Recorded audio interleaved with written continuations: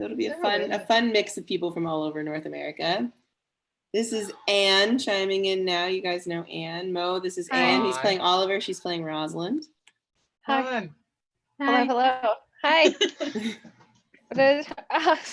Steve Marco's here. James Hi. and Gabby, who are doing the Hi, music, and Anne. Amiens and all of those Can you fun hear me? people. Yeah, I can hear you. Hey, Hi, Margo. Hi. Margo! Yay. Miss you. Okay. Miss you. Okay, how do I gallery view? Ooh.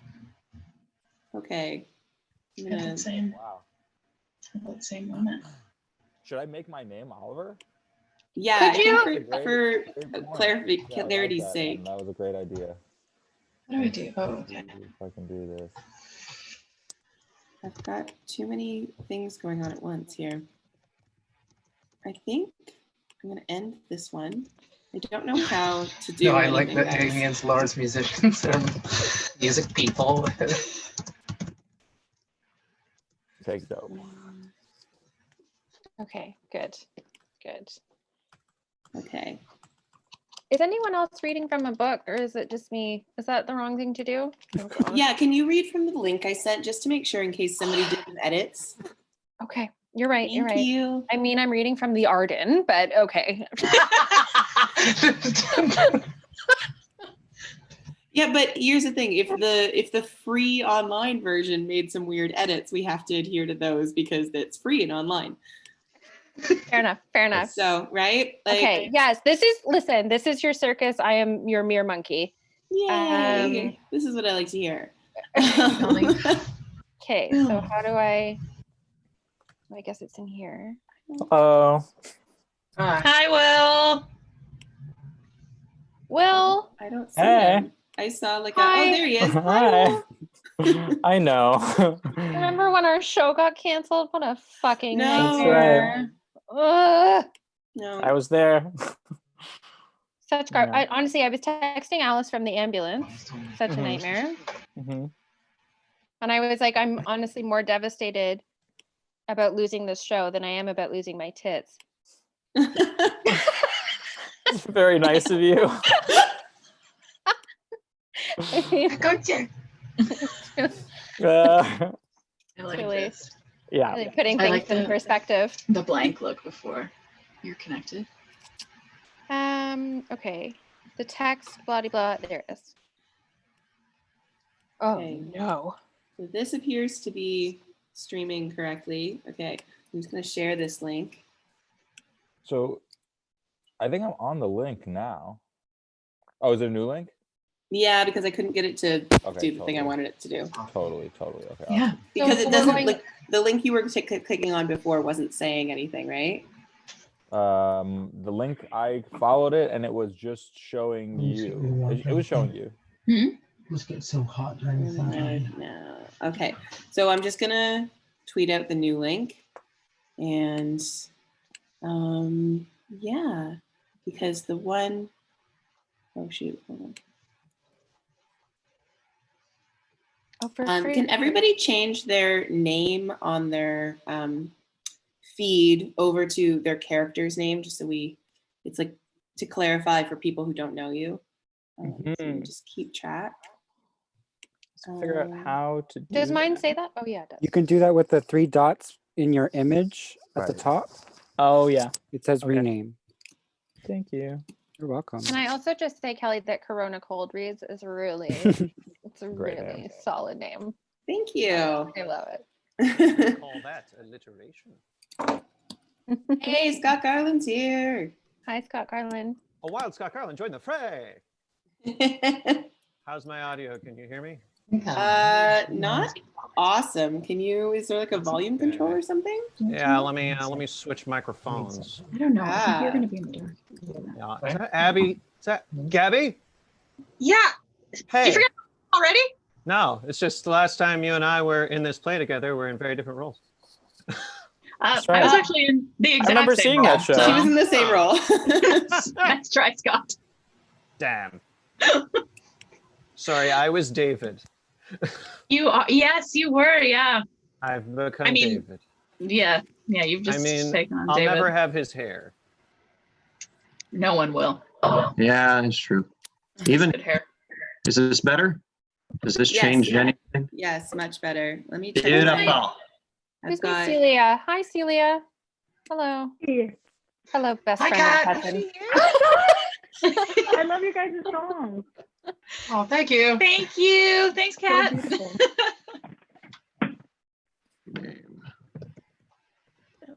Okay. So we were saying earlier, can everybody change their name on their thing to the name of their character, just so we know who everybody is? Call. Hello, Hi, Dum Kamar. Dum. Oh, hello. Hey. Hi. How's it Mark. going, y'all? Welcome home. How's quarantine, friend? Oh, it's so good, man. Yeah, Yeah. I'm just holed up in my house, just having a ball. Yeah. How is everyone else? Great. Good. I'm Mhm. working out live feed things. Oh, fun. No. Hey Mark, change your name to your character name. Oh my God, that's so in the thing. Oh, Duke Fred is here. Oh, Duke Fred. Duke Fred. Duke Fred. I know, right? Hey. Like trophy to watch it all. music people? Question mark? Okay. So It's I a think baby? this is working here. Hi, Okay, Cass.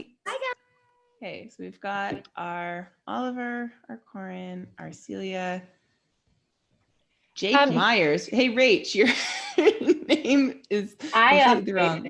It was my Okay. work one. Hello. So Rach and Morgan, can you change your Aunt Cass? Hi, everybody. Can you change your name over to your and Laura? You change Hey. your name over to your character name, Okay, hold on. just because I'm the only person who knows everybody, Hey, Laura. which is how I like it. But Good to see you guys.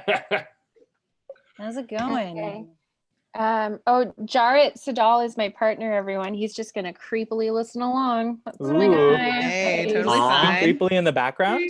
Is he No, sitting? no, we were sitting in different rooms because it's important to vary our time together. Yeah. My dog also might make an appearance, just so you guys know. My yes. dog might You also may also make an hear my dog. appearance. Yeah. Gabby's cat might. So many come in. animals Yeah. are gonna. Yeah. This is good. It can be the Lord. People want. I get it. One of Forest them. Lords. Fine. Hello. My dog is currently sleeping, but I have Rachel. 2 Kongs in the freezer and a backup bone, just like for So bribery ready. purposes. Oh. Okay, hold on. Let me do some roll call here. We've got our lords. We have Perfect, our yeah. Duke Senior. We have our Duke Fred. We have Touchstone. Laura, change your name to your character name. I have 3. I know, but just Rosalind's Laura. here. Oliver, All right, I will Corin, be LeBeau. Celia, Is LeBeau Phoebe, first? Sylvius, Sorry. Adam, Fox Audrey. hat on your head? Nope, don't know what you mean. Okay, we are waiting on Orlando. That's Oh, kind this of- is just fucking typical of Orlando, isn't it? Yeah. Is he necessary to this play? No. We can recast him at any moment. Any moment. Jarrett, babe, hop on. Okay, who else do we need? We don't have Jaques either, so Oh, I think you made me Jaques too. No, I didn't. No, I made you Jock Du Shakespeare. Bois. This is one of the problems with Shailen this. McPhailin. Wait, there's One of the more. problems with this play is that Is there's there a bunch more of than people one with the Jake? same Who name. is okay? Is Jacques So, Du Bois? there she is. So I'm Jacques Du Jock Bois. Du Bois comes in at the end, and so you're not Okay. like Jaques. That's Jaques is Got Shailen, it, who got just it. joined Yep. now, and she's going to change her name to her character name, as is Hi, Mel. Elizabeth. Hi, Ann. How are you? And Sean. And Sean. Hi, Sean. Hi, everybody. Hi, Shay. Hi. Oh, we can't Hi, actually Sean hear you, Link. Sean. I'm gonna rename it to Sean Link. Yeah. Hello. Hello, can you hear me? Sean, Yeah. Rach, Can you? Do you have Rachel, Laura. Oh, yeah. It's Hey, great to it's see you good guys. to see you. Hello. Long time no see. And everyone, of course. Hi, Laura. Yeah, so everyone who hasn't done so yet, please change your name to your character name because not everybody knows you. And Elizabeth. And Melissa, have you changed your name yet? Yes, I did. I listened, and sorry, I'm like just getting home, so you don't see my face. Melissa, And don't can laugh you at get me, it Mark together? Kruger. Get it together. First of all, How dare you? shut up. I'm still the only one who has to go into work. Oh, honey. Aha, and Ben's here. I think that's our last person. Hi, sorry I'm late. No worries. Okay, so just to Second. double check, we have Anne's here, right? Hi. Okay, we have Kat Gauthier Present for here. Celia. Oh, let's start at the beginning. Okay, so this is Anne Van Leeuwen. She's playing Rosalind. Hello. Hi. Woo! Kat Gauthier is playing Celia. Yes. Hi. Yeah. Kat, you have to say something. Hi. How do we know Great. you're here? Okay, Ben Sanders is playing Orlando. Hi. Okay, Mo Kamali is playing Oliver. Where are you, Mo? You have to say something so that your picture comes Sorry, up. I was on mute. Ah. ID. Cass Van Wyck is our touchstone. Shaylin McFall is Jaquise. Ha. Morgan Ford is Phoebe. Woo! Hello. Scott Garland is doing Sylvius. Sup? Rachel Nissinger is Audrey. Hi. Hello. Will King is doing Duke Senior. Hello. He's so old. I know. It's fine. Two of our youngest people are playing the Dukes. It's fine. We're just not going to worry about it. Story of my life. Is Laura Darby. I'm getting typecast again over here, but That's you know. right. It's I gave Laura the option typical between roles. the evil old man or the nice old man. And she picks the evil one. Of course. Speaking of the nice old man, that is Mark Crater playing Adam. Noble lords. Yes. Our Corin is Steve Vargo. Oh, Yes. I love Steve Vargo. Laura Hubbard is doing LeBeau, Frederick's Lord Number 1, and Jock Du Bois. Hello. Oh, I didn't think who I was. Sean Link is playing Dennis and William. Hi. Denilium. Elizabeth Ramirez is doing Charles, Sir Oliver Martext, and Hyman. Woo. And Hello. Melissa Wright is Frederick's Lord 2. Hi.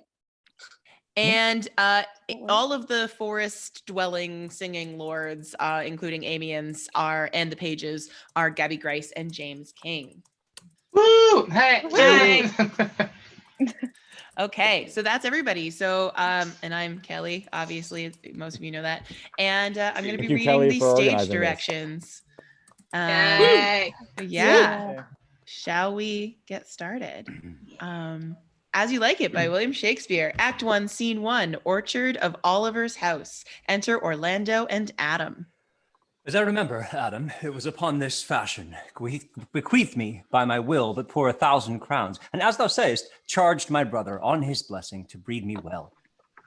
And there begins my sadness. My brother Jacques he keeps at school, and report speaks goldenly of his prophet. For my part, he keeps me rustically at home, or, to speak more properly, stays me here at home unkept. For call you that keeping for a gentleman of my birth that differs not from the stalling of an ox. His horses are bred better. For besides that they are fairer with their feeding, they are taught their manage, and to that end riders dearly hired. But I, his brother, gain nothing under him but growth, for the which his animals on his dunghills are as much bound to him as I. Besides this nothing that he so plentifully gives me, the something that nature gave me, his countenance seems to take from me. He lets me feed with his hinds, bars me the place of a brother, and, as much as in him lies, minds my gentility with my education. This is it, Adam, that grieves me. And the spirit of my father, which I think is within me, begins to mutiny against this servitude. I will no longer endure it, though yet I know no wise remedy how to avoid it. Yonder comes my master, your brother. Go apart, Adam, and thou shalt hear how he will shake me up. Now, sir, what make you here? Nothing. I'm not taught to make anything. What mar you then, sir? Marry, sir, I am helping you to mar that which God made, a poor unworthy brother of yours, with idleness. Marry, sir, be better employed, and be not a while. Shall I keep your hogs and eat husks with them? What prodigal portion have I spent that I should come to such penury? Know you where you are, sir? Ah, sir, very well. Here in your orchard. Know you before whom, sir? I, better than him I am before, knows me. I know you are my eldest brother, and in the gentle condition of blood, you should so know me. The courtesy of nations allows you my better in that you were the firstborn, but the same tradition takes not away my blood. Were there 20 brothers betwixt us? I have as much of my father in me as you, albeit I confess your coming before me is nearer to his reverence. What boy? Come, come, elder brother, you are too young in this. Wilt thou lay hands on me, villain? I am no villain. I am the youngest son of Sir Rowland de Boys. He was my father, and he is thrice a villain. It says such a father begot villains. Wert thou not my brother, I would take this hand from thy throat till this other had pulled out thy tongue for saying so. Thou hast railed on thyself. Sweet masters, be patient. For your father's remembrance, be at accord. Let me go, I say. I will not till I please. You shall hear me. My father charged you in his will to give me good education. You've trained me like a peasant, obscuring and hiding from me all gentlemanlike qualities. The spirit of my father grows strong in me, and I will no longer endure it. Therefore, allow me such exercises as may become a gentleman, or give me the poor a lottery my father left me by testament. With that, I will go buy my fortunes. And what wilt thou do? Beg when that is spent. Well, sir, get you in. I will no longer be troubled with you. You shall have some part of your will. I pray you leave me. I will no further offend you than becomes me for my good. Get you with him, you old dog. Is old dog my reward? Most true, I have lost my teeth in your service. God be with my old master. He would not have spoke such a word. Exeunt Orlando and Adam. Is it even so? Begin you to grow upon me. I will physic your rankness, and yet give no 1,000 crowns neither. Hola, Dennis. Calls, your worship. Was not Charles, the Duke's wrestler, here to speak with me? So please you, he is here at the door and importunes access to you. Call him in. Exit Dennis. 'Twill be a good day, and tomorrow the wrestling is. Enter Charles. Good morrow, your worship. Good, Monsieur Charles. What's the new news at the new court? There's no news at the court, sir, but the old news. That is, the old Duke is banished by his younger brother, the new Duke. And 3 or 4 loving lords have put themselves into voluntary exile with him, whose lands and revenues enrich the new Duke. Therefore, he gives them good leave to wander. Can you tell if Rosaline, the Duke's daughter, be banished with her father? Oh, no, for the Duke's daughter, her cousin, so loves her, ever being from their cradles bred together, that she would have followed her exile or have died to stay behind her. She is at the court, and no less beloved of her uncle than his own daughter, and never 2 ladies loved as they do. Where would the old Duke live? They say he is already in the forest of Arden, and many a merry men with him, and there they live like the old Robin Hood of England. They say many young men, gentlemen, flock to him every day and fleet the time carelessly as they did in the golden world. What, you wrestle tomorrow before the new Duke? Marry, I do, sir, and I came to acquaint with you a matter. I'm given, sir, secretly to understand that your younger brother Orlando hath a disposition to come in disguise against me to try a fall. Tomorrow, sir, I wrestle for my credit, and he that escapes without some broken limb shall acquit him well. Your brother is but a young and tender, and for your love I would be loath to foil him, as I must for my own honor.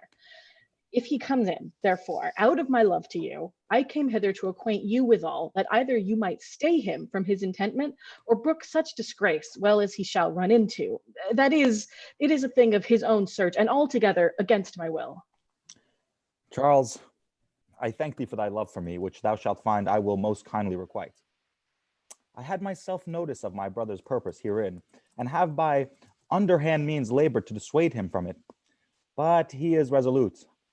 I'll tell thee, Charles, it is the stubbornest young fellow of France, full of ambition, an envious emulator of every man's good parts, a secret and villainous contriver against me, his natural brother. Therefore, use thy discretion. I had as lief thou didst break his neck as his finger, and thou wert best look to it. For if thou dost him any slight disgrace, or if he do not mightily grace himself on thee, he will practice against thee by poison, entrap thee by some treacherous device, and never leave thee till he hath taken thy life by some indirect means or other. For I assure thee, and almost with tears I speak it, there is not one so young and so villainous this day living. I speak but brotherly of him, but should I anatomize him to thee as he is, I must blush and weep, and thou must look pale in wonder. I'm heartily glad I came hither to you. If he come tomorrow, I'll give him his payment. If ever he go alone again, I'll never wrestle for prize more. So God keep your worship. Farewell, good Charles. Exit Charles. Now will I stir this gamester. I hope I shall see an end of him. For my soul, yet I know not why, hates nothing more than he.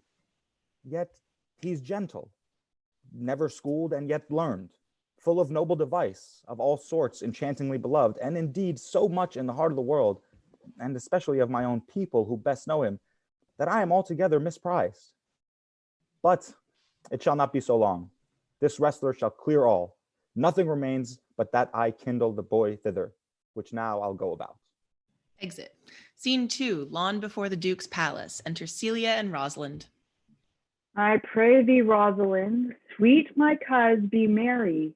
Dear Celia, I show more mirth than I am mistress of, and would you yet I were merrier? Unless you could teach me how to forget a banished father, you must not learn me how to remember any extraordinary pleasure. Herein I see thou lovest me not with the full weight that I love thee. If my uncle, thy banished father, had banished thy uncle, the Duke, my father, so thou hadst still been with me, I could have taught my love to take thy father for mine. So wouldst thou, if the truth of thy love to me were so righteously tempered as mine is to thee? Well, I will forget the condition of my estate to rejoice in yours. You know my father hath no child but I, nor none is like to have, and truly, when he dies, thou shalt be his heir.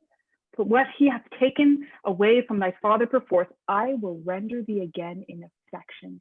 By mine honor I will. And when I break that oath, let me turn monster. Therefore, my sweet Rose, my dear Rose, be merry. From henceforth I will, coz, and devise sports. Let me see. What think you of falling in love? Marry, I prithee do, to make sport withal, but love no man in good earnest, nor no further in sport, neither than with safety of a pure blush thou mayst in honor come off again. What shall be our sports then? Let us sit and mock the good housewife Fortune from her wheel, that her gifts may henceforth be bestowed equally. I would we could do so, for her benefits are mightily misplaced, and the bountiful blind woman doth most mistake in her gifts to women. 'Tis true. For those that she makes fair, she scarce makes honest, and those that she makes honest, she makes very ill-favoredly. Nay, now thou goest from Fortune's office to Nature's. Fortune reigns in the gifts of the world, not in the lineaments of nature. No? When no, when nature hath made a fair creature, may she not by fortune fall into the fire? Though nature hath given us wit to flout at fortune, hath not fortune sent in this fool to cut off the argument? Indeed, there is fortune too hard for nature, when fortune makes nature's natural the cutter off of nature's wit. Peradventure this is not fortune's work neither, but nature's, who perceiveth our natural wits too dull to reason of such goddesses, and hath sent this natural for our whetstone. For always the dullness of the fool is the whetstone of the wits. How now, wit, whither wander you? Mistress, you must come away to your father. Were you made the messenger? No, by my honor, but I was bid to come for you. Where learned you that oath, fool? Of a certain knight that swore by his honor they were good pancakes, and swore by his honor the mustard was not. Now, I'll stand to it. The pancakes were not, and the mustard was good, and yet was not the knight forsworn. How prove you that in the great heap of your knowledge? I marry, now unmuzzle your wisdom. And you both forth now, stroke your chins and swear by your beards that I am a knave. By our beards, if we had them, thou art. By my knavery, if I had it, then I were. But if you swear by that, that is not, you are not forsworn. No more was that knight swearing by his honor, for he never had any. Or if he had sworn it away before he even saw those pancakes or mustard. Prithee, who is that thou meanest? One that old Frederick, your father, loves. My father's love is enough to honor him. Enough! Speak no more of him. You'll be whipped for taxation one of these days. More pity that fools may not speak wisely what wise men do foolishly. On my trust, thou sayest true. For since the little wit that fools here have silenced, the little foolery that wise men have makes a great show. Here comes Monsieur Le Beau. With his mouth full of news. Which he will put on us as pigeons feed their young. Then shall we be news crammed? Oh, the better. We shall be the more marketable. Enter Le Beau. Bonjour, Monsieur Le Beau. What's the news? Fair princess, you have lost much good sport. Sport? Of what color? What color, madam? How shall I answer you? As wit and fortune will. Or as the destinies decree. Well said. That was laid on with a trowel. Nay, if I keep not my rank. Thou losest thy old smell. You amaze me, ladies. I would have told you of good wrestling, which you have lost the sight of. You tell us the manner of the wrestling. I will tell you the beginning, and if it please your ladyships, you may see the end, for the best is yet to do, and here, where you are, they are coming to perform it. Well, the beginning that is dead and buried. There comes an old man and his 3 sons. I could match this beginning with an old tale. 3 proper young men of excellent growth and presence, with bills on their necks, be it known unto all men by these presents. The eldest of the 3 wrestled with Charles, the Duke's wrestler, which Charles in a moment threw him and broke 3 of his ribs, and there is little hope of life in him. So he served the 2nd and so the 3rd. Yonder they lie, the poor old man, their father, making such pitiful dole over them that all the beholders take his part with weeping. Alas. But what is the sport, monsieur, that the ladies have lost? Why, this that I speak of. Thus men may grow wiser every day. It is the first time that I have ever heard breaking of ribs was a sport for ladies. Or I promise thee. But is there any else longs to see this broken music in his sighs? Is there yet another dotes upon rib breaking? Shall we see this wrestling, cousin? Oh, you must if you stay here, for here is the place appointed for the wrestling, and they are ready to perform it. Beyond are sure they are coming. Let us now stay and see it. Flourish, enter Duke Frederick, lords, Orlando, Charles, and attendants. Come on, since the youth will not be entreated, his own peril on his forwardness. Is yonder the man? Even he, madam. Alas, he is too young, yet he looks successfully. How now, daughter and cousin? Are you crept hither to see the wrestling? Aye, my liege, so please you give us leave. You will take little delight in it, I can tell you. There are such odds in the man. In pity of the challenger's youth, I would fain dissuade him, but he will not be entreated. Speak to him, ladies. See if you can move him. Call him hither, good Monsieur Le Beau. Do so. I'll not be by. Monsieur, the challenger, the princesses call for you. I will attend them with all respect and duty. Young man, have you challenged Charles the wrestler?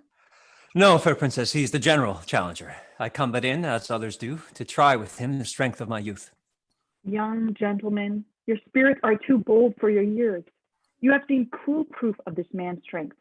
If you saw yourself with your eyes or knew yourself with your judgment, the fear of your adventure would counsel you to a more equal enterprise. We pray you, for your own sake, to embrace your own safety and give over this attempt. Do, young sir, your reputation shall not therefore be misprized. We will make it our suit to the Duke that the wrestling might not go forward. I beseech you, punish me not with your hard thoughts, wherein I confess me much guilty to deny so fair and excellent ladies anything. But let your fair eyes and gentle wishes go with me to my trial, wherein if I be foiled, there is but one shame that was never gracious. If killed, but one dead that was willing to be so. I shall do my friends no wrong, for I have none to lament me. The world no injury, for in it I have nothing. Only in the world I fill up a place, which may be better supplied when I have made it empty. The little strength that I have, I would it were with you. And mine, to eke out hers. Very well. Pray heaven I be deceived in you. Your heart's desires be with you. Come, where is this young gallant that is so desirous to lie with his mother earth? Ready, sir, but his will hath in it a more modest working. You shall try but one fall. No, I warrant your grace, you shall not entreat him to a second, that have so mightily persuaded him from a first. And you mean to mock me after you should not have mocked me before, but come your ways. Now Hercules be thy speed, young man. I would I were invisible to catch the strong fellow by the leg. They wrestle. Oh, excellent, young man. If I have a thunderbolt in mine eye, I can tell who should down. Shout, Charles is thrown. No more, no more. Yes, I beseech your grace. I'm not yet well breathed. How dost thou, Charles? He cannot speak, my lord. Bear him away. What is thy name, young man? Orlando, my liege, the youngest son of Sir Roland the Boys. I would thou hadst been son to some man else. Thou world esteemed thy father honorable, but I find him still mine enemy. Thou shouldst have better pleased me with this deed, hadst thou descended from another house. But fare thee well, thou art a gallant youth. I would thou hadst told me of another father. Exeunt Duke Frederick, Train, and LeBeau. Were I my father, cuz would I do this? I am more proud to be Sir Roland's son, his youngest son, and would not change that calling to be adopted heir to Frederick. My father loved Sir Roland as his soul, and all the world was of my father's mind. Had I before known this young man his son, I should have given him tears unto entreaties ere he should have thus ventured. Gentle cousin, let us go thank him and encourage him. My father's rough and envious disposition sticks me at heart. Sir, you have well deserved.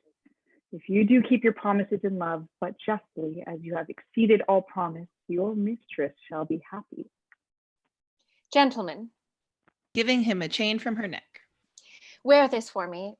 One out of suits with fortune that could give more, but that her hand lacks means. Shall we go, cuz? Aye, fare you well, fair gentlemen. Can I not say thank you? My better parts are all thrown down. That which here stands up is but a quintain, a mere lifeless block. He calls us back. My pride fell with my fortunes. I'll ask him what he would. Did you call, sir? Sir, you have wrestled well and overthrown more than your enemies. Will you go, cuz? I'm with you. Very well. Exeunt Rosalind and Celia.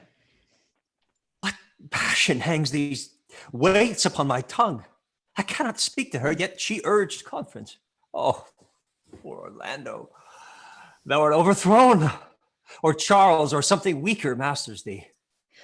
Re-enter LeBeau. Good sir, I do in friendship counsel you to leave this place. Albeit you have deserved high commendation, true applause and love, yet such is now the Duke's condition that he misconstrues all that you have done. The Duke is humorous. What he is indeed more suits you to conceive than I to speak of. I thank you, sir, and pray you, tell me this. The two was daughter of the Duke that was here at the wrestling. Neither his daughter, if we judge by manners, but yet indeed the lesser is his daughter. The other is daughter to the banished Duke, and here detained by her usurping uncle, to keep his daughter dear company, whose loves are dearer than the natural bond of sisters. But I can tell you that of late this Duke hath taken displeasure against his gentle niece, grounded upon no other argument, but that the people praise her for her virtues and pity her for her good father's sake. And on my life, his malice against the lady will suddenly break forth. Sir, fare you well.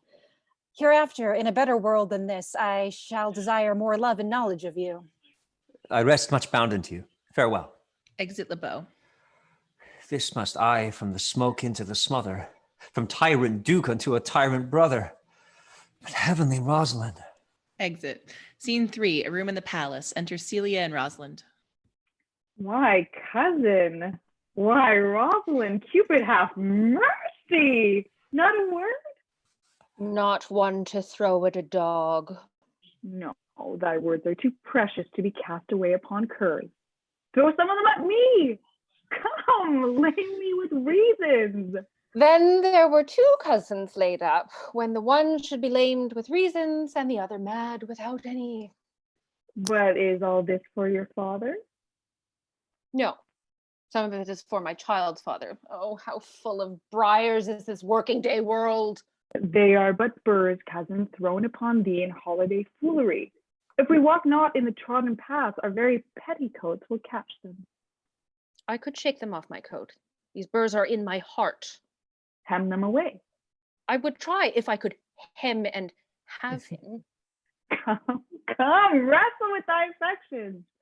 Oh, they take the part of a better wrestler than myself. Oh, a good wish upon you. You will try in time in despite of a fall, but turning these jests out of service, let us talk in good earnest.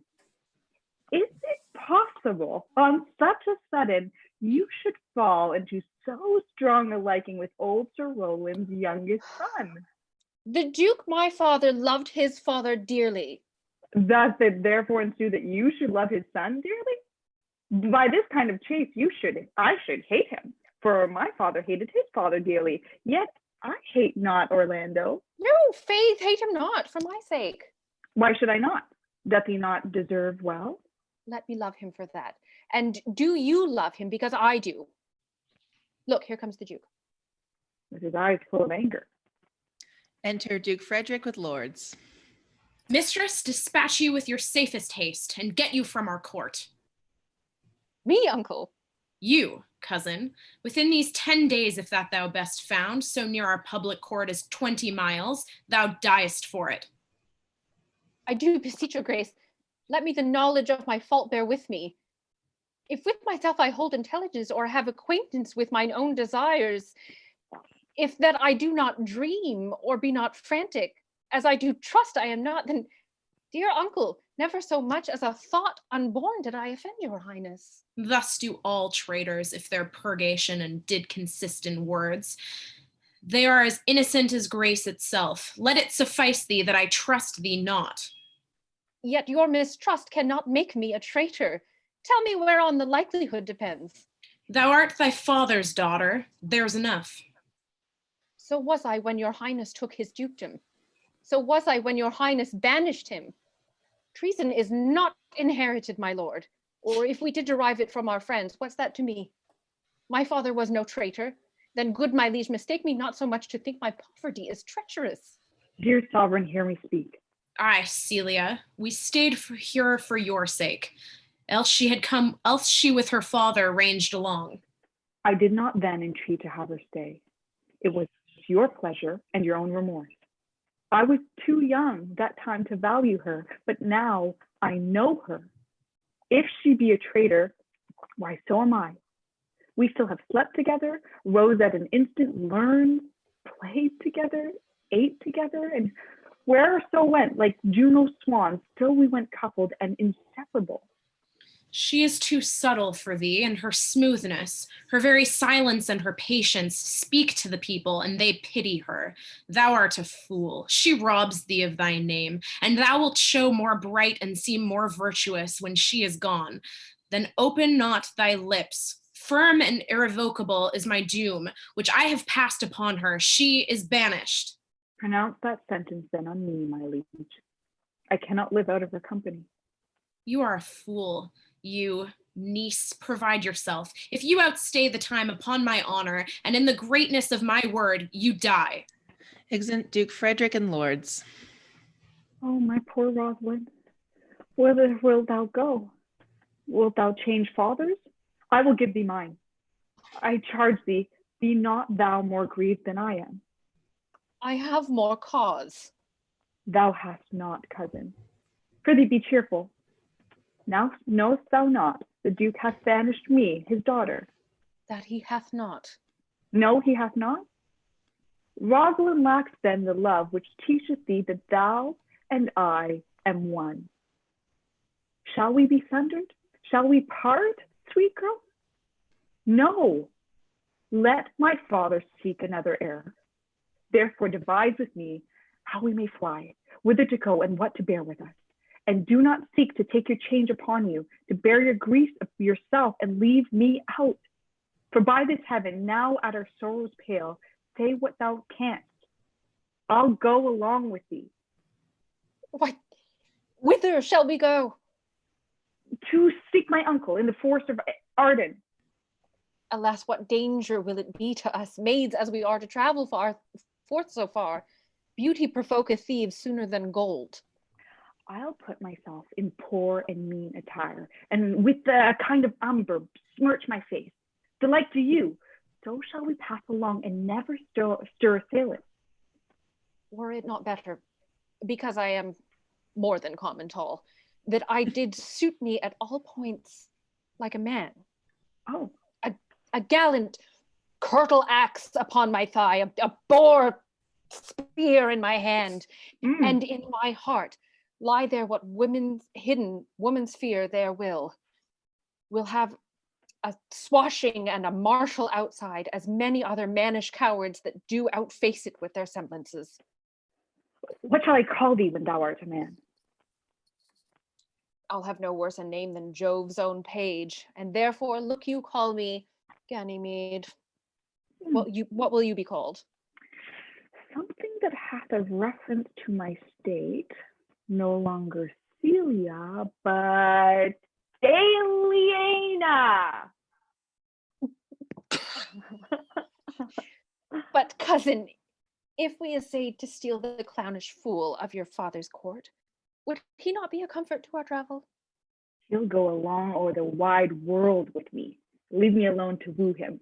Let's away and get our jewels and our wealth together, devise the fittest time and safest way to hide us from pursuit that will be made after my flight. Now, go we in content to liberty, not to banishment. Exeunt. Act 2, Scene 1, the Forest of Arden.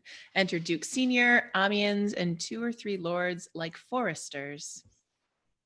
Now, my co-mates and brothers in exile, hath not old custom made this life more sweet than that of painted pomp? Are not these woods more free from peril than the envious court? Here feel we but the penalty of Adam, the season's difference, as the icy fang and churlish chiding of the winter's wind, which, when it bites and blows upon the body, even till I shrink with cold, I smile and say, this is no flattery. These are counselors that feelingly persuade me what I am. Sweet are the uses of adversity, which, like the toad, ugly and venomous, wears yet a precious jewel in his head. In this our life, exempt from public haunt, finds tongues in trees, books in the running brooks, sermons in stones, and good in everything. I would not change it. Happy is your grace that can translate the stubbornness of fortune into so quiet and so sweet a style. Come, shall we go and kill us venison? And yet it irks me that the poor dappled fools, being native burghers in this desert city, should in their own confines with forked heads have their round haunches gored. Indeed, my lord. The melancholy Jacques grieves at that, and in that kind swears you do more usurp than doth your brother that hath banished you.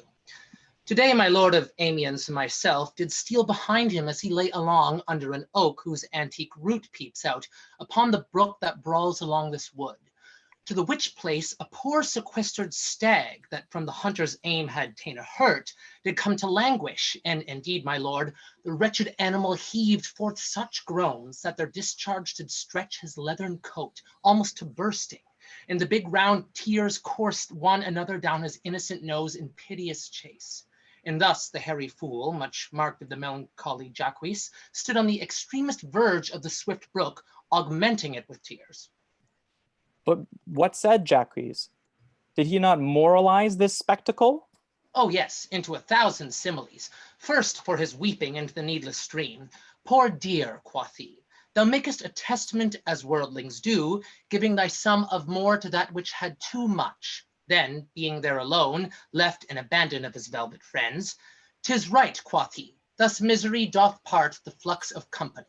Anon a careless herd, full of the pasture, jumps along by him, and never stays to greet him. Aye, quoth Jacques, sweep on, you fat and greasy citizens, 'tis just the fashion. Wherefore do you look upon that poor and broken bankrupt there? Thus, most invectively, he pierceth through the body of the country, city, court, and yea, and of this our life, swearing that we are mere usurpers, tyrants, and what's worse, to fright the animals and to kill them up in their assigned and native dwelling place. And did you leave him in this contemplation? We did, my lord, weeping and commenting upon the sobbing deer. Show me the place. I love to cope him in these sullen fits, for then he's full of matter. I'll bring you to him straight. Excellent. Scene 2, a room in the palace. Enter Duke Frederick with lords. Can it be possible that no man saw them? It cannot be. Some villains of my court are of consent and sufferance in this.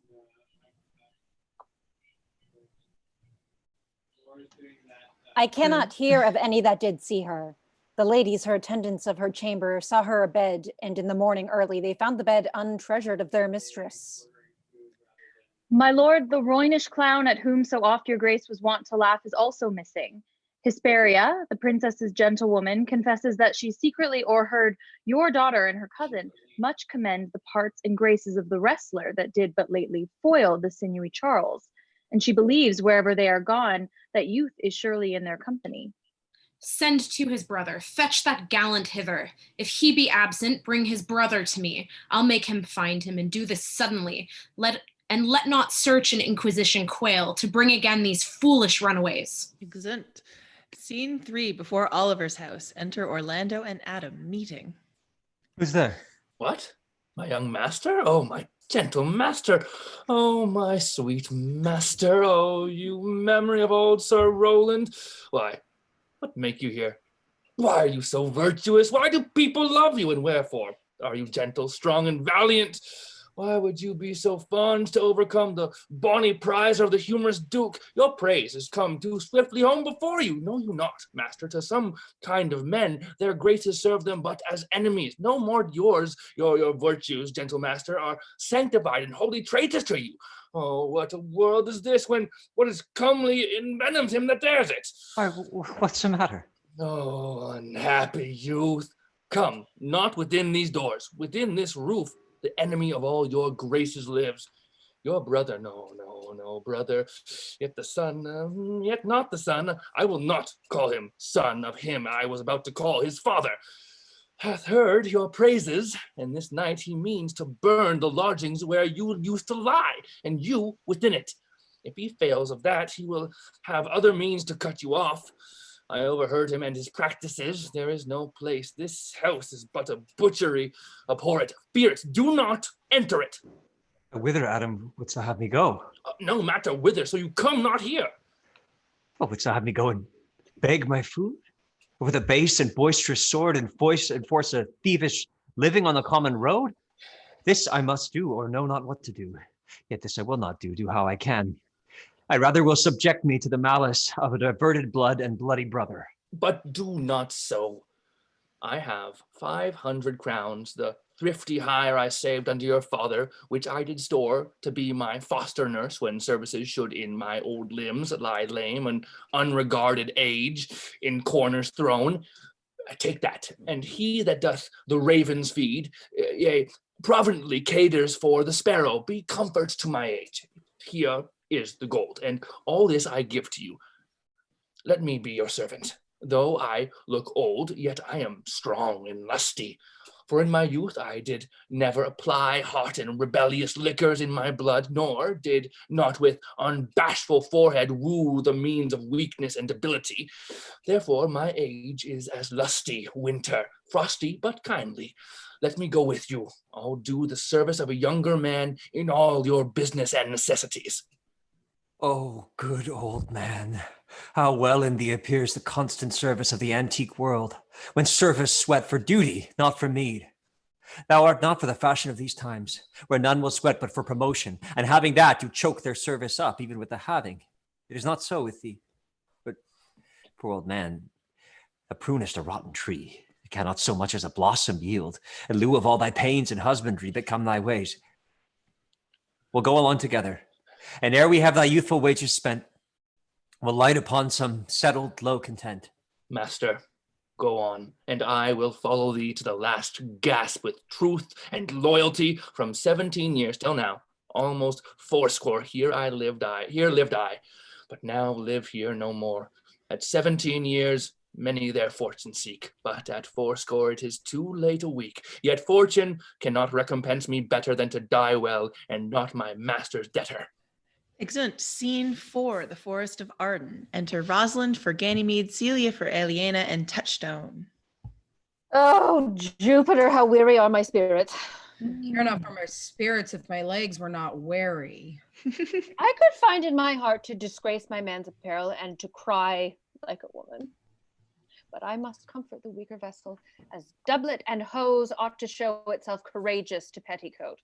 Therefore, courage, good Aliena. I pray you bear with me. I cannot go no further. For my part, I'd rather bear with you than bear you. Yet I should not bear no cross if I did bear you, for I think you have no money in your purse. Well, this is the Forest of Arden.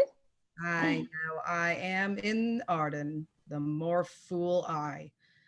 When I was at home, I was in a better place, but travelers must be content. I be so. Good Touchstone. Enter Corin and Silvius. That is the way to make her scorn you still. Oh, Corin, that thou knewest how I do love her.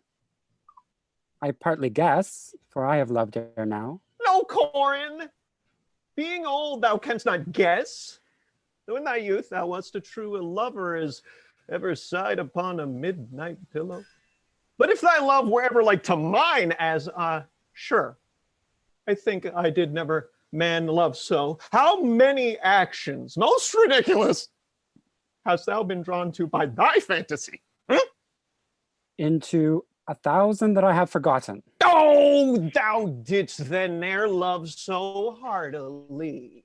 If thou rememberedst not the slightest folly that ever love did make thee run into, thou hast not loved. Or if thou hast not sat, as I do now, wearying thy hearer in thy mistress's praise, thou hast not loved. Or if thou hast not broken from company abruptly, as my passion now makes me, thou hast not loved. Oh, Phoebe, Phoebe, Phoebe. Exit. Alas, poor shepherd.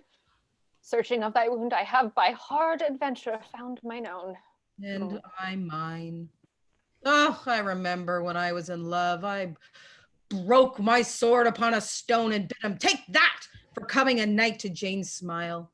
Oh, and I remember the kissing of her batlet and the cow's dugs that her pretty chopped hands had milked. And I remember the wooing of a peas cod instead of her, from whom I took 2 cods, and giving her them again, said with weeping tears, wear these for my sake. We that are true lovers run into strange capers, that as all is mortal in nature, so is all nature in love mortal in folly. Thou speakest wiser than thou art ware of. Nay, I shall ne'er be ware of my own wit till I break my shins against it. Jove, this shepherd's passion is much upon my fashion. And mine, but it grows something stale with me. I pray you, one of you, question yon man if he for gold will give us any food. I faint almost to death. Hollow, you clown! Peace, fool, he is not thy kinsman. Who calls? Your betters, sir. Else are they very wretched. Peace, I say. Good even to you, friend. And to you, gentle sir, and to you all. I prithee, shepherd, if that love or gold can in this desert place buy entertainment, bring us where we may rest ourselves and feed. Here's a young maid with travel much oppressed and faints for succour. Fair sir, I pity her, and wish for her sake more than for my own. My fortunes were more able to relieve her, but I am shepherd to another man, and do not share the fleeces that I graze. My master is of churlish disposition and little recks to find the way to heaven by doing deeds of hospitality. Besides, his coat, his flocks, and bounds of feed are now on sale, and at our sheepcote now. By reason of his absence, there is nothing that you will feed on. But what is, come see, and in my voice most welcome you shall be. What is he that shall buy his flock and pasture? That young swain that you saw here but erewhile, that little cares for buying anything.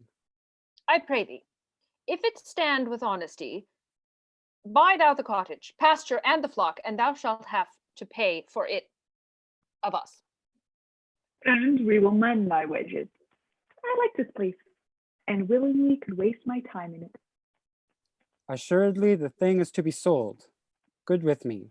If you like upon report the soil, the profit, and this kind of life, I will your very faithful feeder be, and buy it with your gold right suddenly. Exeunt. Scene 5, the forest. Enter Amiens, Jacques, and others. Song.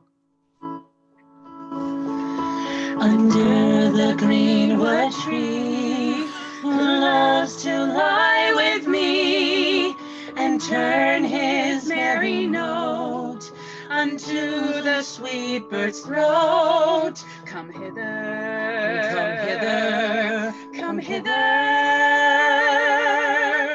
Here shall he see no enemy, but winter and rough weather. More, I prithee more. It will make you melancholy, Monsieur Jacques. I thank it. More, I prithee more. I can suck melancholy out of a song as a weasel sucks eggs. More, I prithee, more. My voice is ragged. I know it cannot please you. I do not desire you to please me. I do desire you to sing. Come, more, another stanza. Call you it a stanza? What you will, Monsieur Jacques. Nay, I care not for their names. They owe me nothing. Will you sing? More at your request than to please myself. Well then, if ever I thank any man, I'll thank you. But that they call compliments is like the encounter of two dog apes. And when a man thanks me heartily, methinks I have given him a penny, and he renders me the beggarly thanks. Come, sing, and you will not hold your tongues.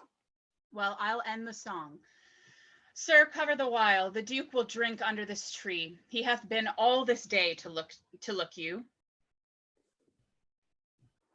And I have been all this day to avoid him. He is too disputable for my company. I think of as many matters as he, but I give heaven thanks and make no boast of them. Come, warble, come.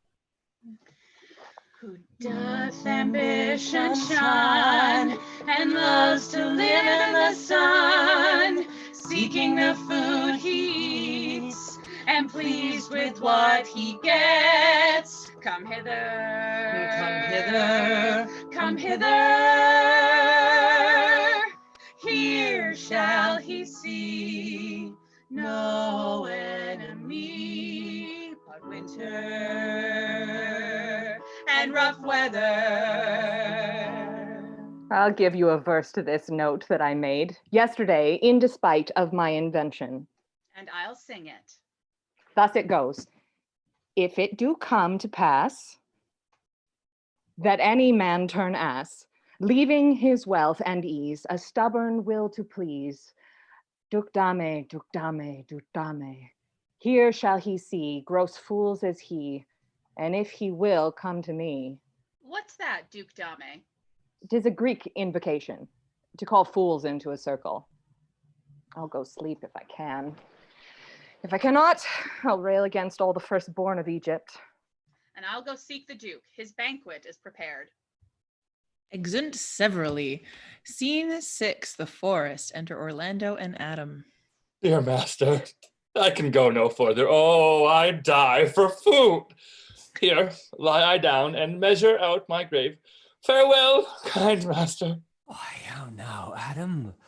No greater heart in thee? Live a little, comfort a little, cheer thyself a little. If this uncouth forest yield anything savage, I will either be food for it or bring it for food to thee. Thy conceit is nearer death than thy powers.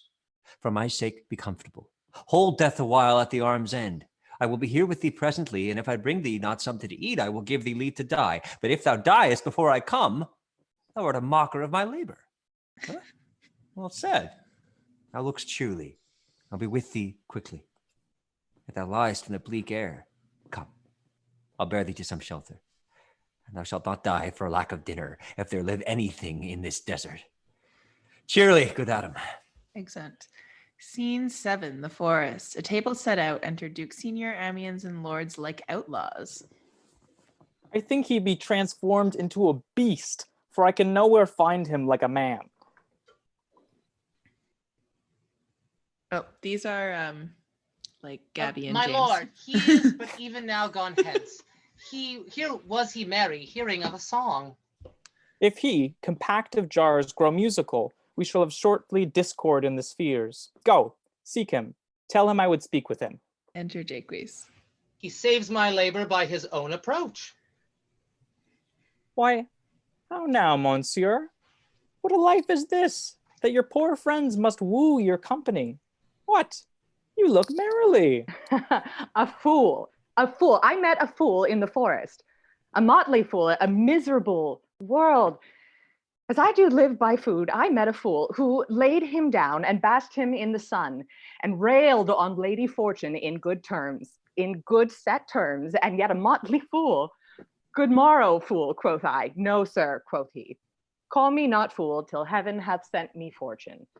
And then he drew a dial from his poke, and looking on it with lackluster eye, says very wisely, it is 10 o'clock. Thus we may see, quoth he, how the world wags. 'Tis but an hour ago since it was 9, and after 1 hour more 'twill be 11, and so from hour to hour we ripe, and then from hour to hour we rot and rot, and thereby hangs a tale. When I did hear the motley fool thus moral on the time, my lungs began to grow like chanticleer. That fools should be so deep contemplative, and I did laugh sans intermission an hour by his dial. Oh, noble fool, a worthy fool, motley's the only wear.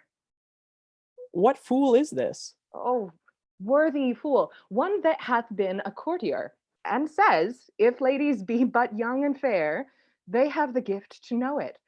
And in his brain, which is as dry as the remainder biscuit after a voyage, he hath strange places crammed with observation, the which he vents in mangled forms. Oh, that I were a fool. I am ambitious for a motley coat. Thou shalt have one. It is my only suit, provided that you weed your better judgments. Of all opinion that grows rank in them, that I am wise. I must have liberty withal, as large a charter as the wind, to blow on whom I please, for so fools have. And they that are most galled with my folly, they most must laugh.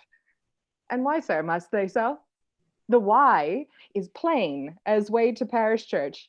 He that hath a fool doth very wisely hit, doth very foolishly, although he smart, not to seem senseless of the bob. If not, the wise man's folly is anatomized, even by the squandering's glance of the fool. Invest me in my motley, give me leave to speak my mind, and I will through and through cleanse the foul body of the infected world, if they will patiently receive my medicine. Fie on thee, I can tell what thou wouldst do. What? For a counter, would I do but good? O most mischievous foul sin, and chiding sin, for thou thyself hast been a libertine, as sensual as the brutish sting itself, and all the embossed sores and headed evils that thou wouldst license of free foot hast caught, wouldst thou disgorge into the general world. Why? Who cries out on pride?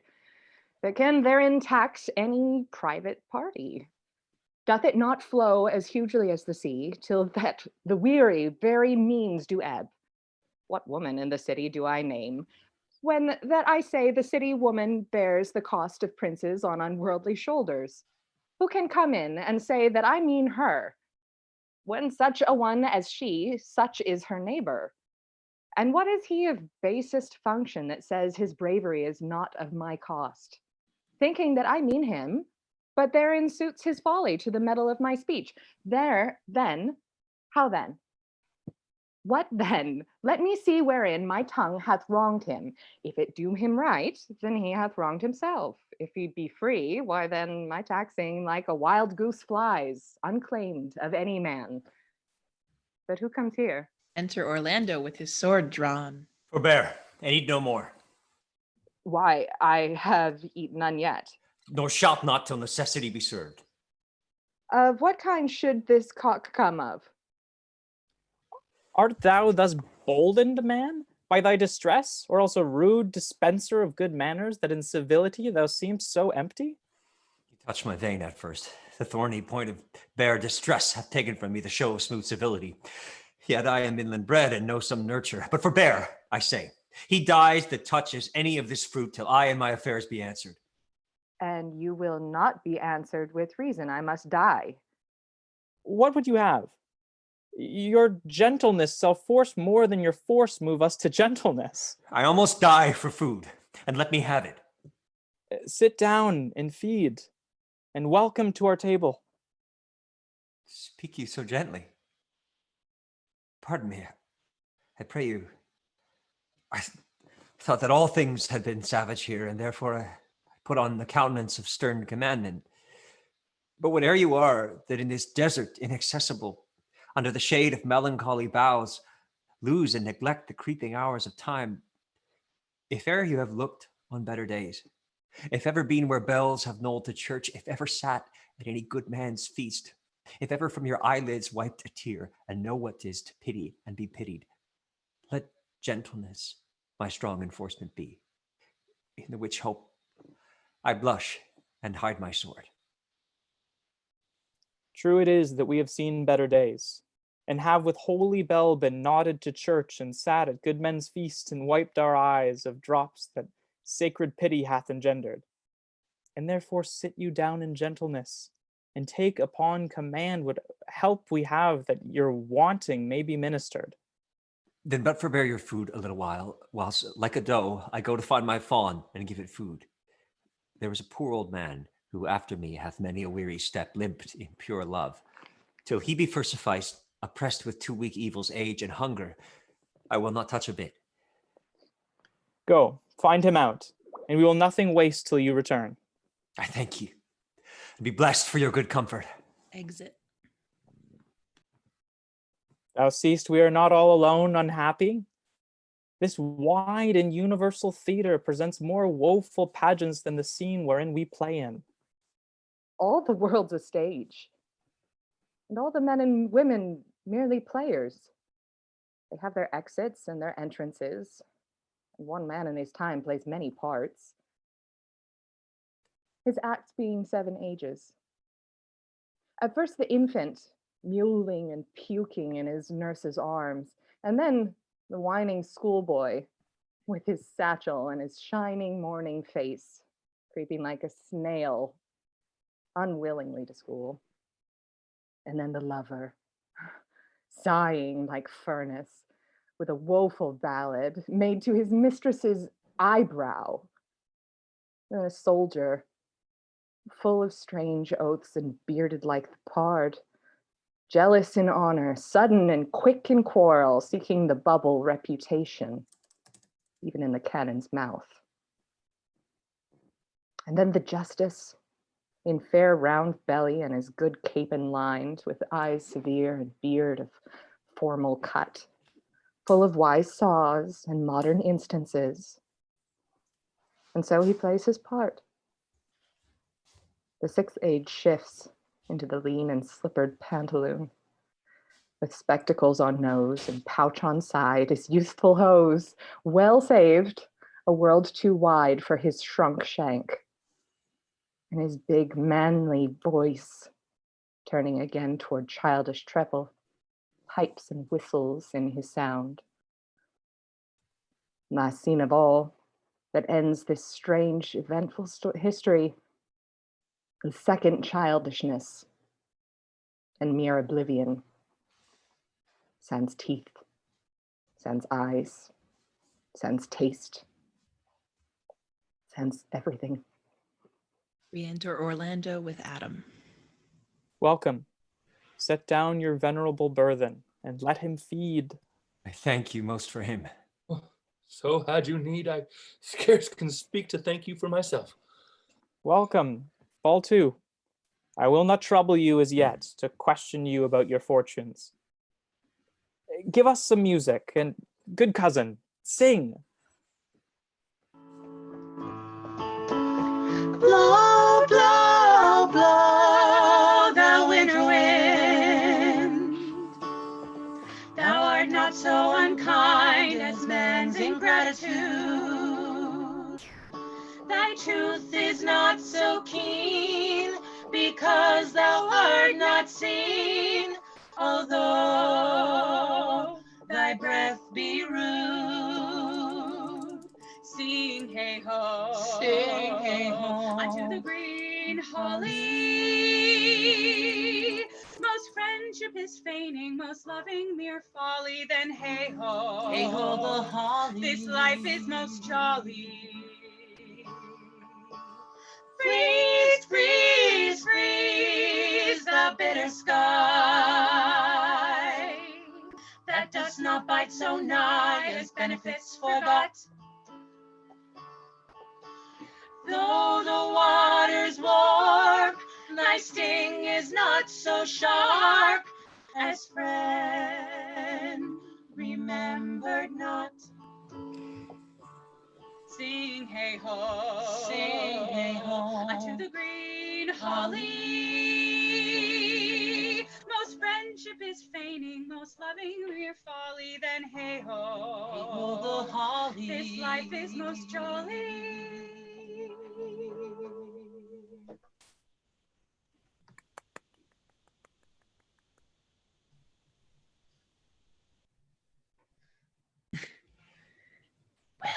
I know I lost my place.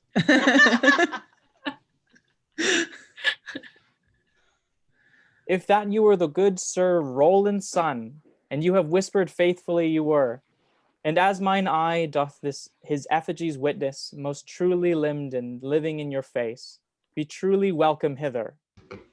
I am the Duke that loved your father, the residue of your fortune. Go to my cave and tell me, good old man, thou art right welcome as thy master is. Support him by the arm. Give me your hand, and let me all your fortunes understand. Exit. Act 3, Scene 1, a room in the palace. Enter Duke Frederick, lords, and Oliver. Not see him since? Sir, sir, that cannot be. But were I not the better part made mercy, I should not seek an absent argument of my revenge thou present, but look to it. Find thy brother wheresoe'er he is, seek him with a candle, bring him dead or living within this 12 months, or turn thou no more to seek a living in our territory. Thy lands and all things that thou dost call thine, worth seizure do we seize into our hands, till thou canst quit thee by thy brother's mouth of what we think against thee. Oh, that your highness knew my heart in this. I never loved my brother in my life. More villain thou, I'll push him out of doors, and let my officers of such nature make an extent upon his house and lands. Do this expediently and turn him going. Exit. Scene 2, the forest. Enter Orlando with a paper. Hang there, my verse, in witness of my love. And thou, thrice crowned queen of night, survey with thy chaste eye from the pale sphere above thy huntress's name that my full life doth sway. Oh, Rosalind, these trees shall be my books, and in their barks my thoughts I'll character, that every eye which in this forest looks shall see thy virtue witnessed everywhere. Run, run, Orlando, and carve on every tree the fair, the chaste, and unexpressive she. Exit. Enter Corin and Touchstone. And how like you this shepherd's life, Master Touchstone?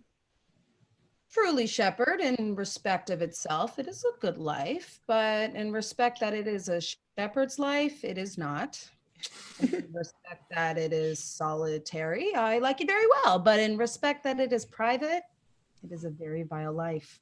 Now, in respect, now in respect, it is in the fields, it pleaseth me well, but in a respect that it is not in the court, it is tedious.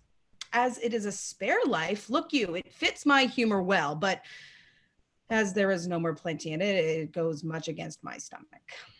Hast any philosophy in thee, shepherd? No more, but that I know the more one sickens, the worse at ease he is. And that he that wants money, means, and content is without 3 good friends. That the property of rain is to wet, and fire to burn, and that good pasture makes fat sheep, and that a great cause of the night is lack of the sun. That he that hath learned no wit by nature nor art may complain of good breeding or comes of a very dull kindred. Such a one is a natural philosopher. Wast ever in court, shepherd? No, truly. Then thou art damned. Nay, I hope. Truly, truly, thou art damned like an ill-roasted egg on one side. For not being at court. Your reason. Why, if thou never wast at court, thou never sawest good manners. And if thou never sawest good manners, then thy manners must be wicked. And wickedness is sin, and sin is damnation. Thou art in perilous state, shepherd. Not a whit, Touchstone. Those that are good manners at the court are as ridiculous in the country as the behavior of the country is most mockable at the court.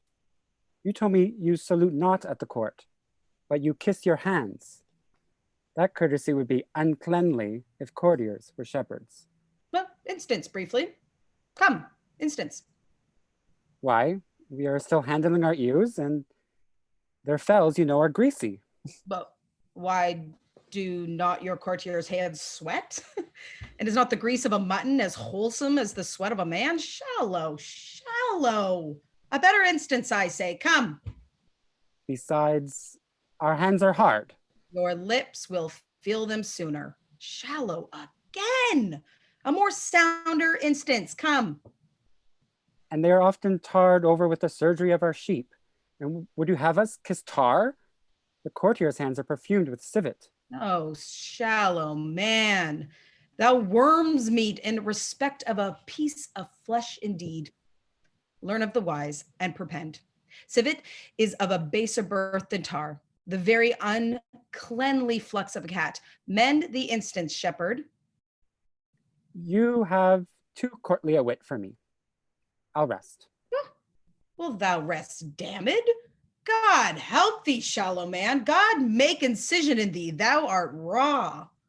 Sir, I am a true laborer. I earn that I eat, get that I wear, owe no man hate, envy no man's happiness, glad of other man's good, content with my harm. And the greatest of my pride is to see my ewes graze and my lambs suck. That is another simple sin in you. To bring the ewes and the rams together and to offer to get your living by copulation of cattle, to be bawd to a bellwether and to betray a she-lamb of a 12-month to a crooked, pated old cockledy ram out of reasonable match? If thou beest not damned for this, the devil himself will have no shepherds. I cannot see else how thou shouldst escape. Here comes young Master Ganymede, my new mistress's brother. Enter Rosalind with a paper, reading. From the east to western end, no jewel is like Rosalind. Her worth, being mounted on the wind, through all the world bears Rosalind. All the pictures fairest lined are but black to Rosalind. Let no fair be kept in mind, but the fair of Rosaline. I'll reign you so 8 years together, dinners and suppers and sleeping hours accepted. It is the right butters woman's rank to market. Out, fool. For a taste. If a heart do lack a hind, let him seek Rosalind. If the cat will after kind, so sure will be Rosalind.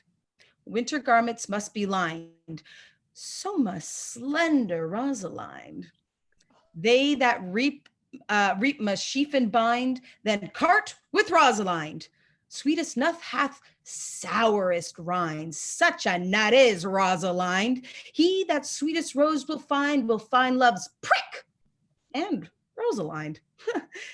This is the very false gallop of verse. Why do you infect yourself with them? Peace, you dull fool.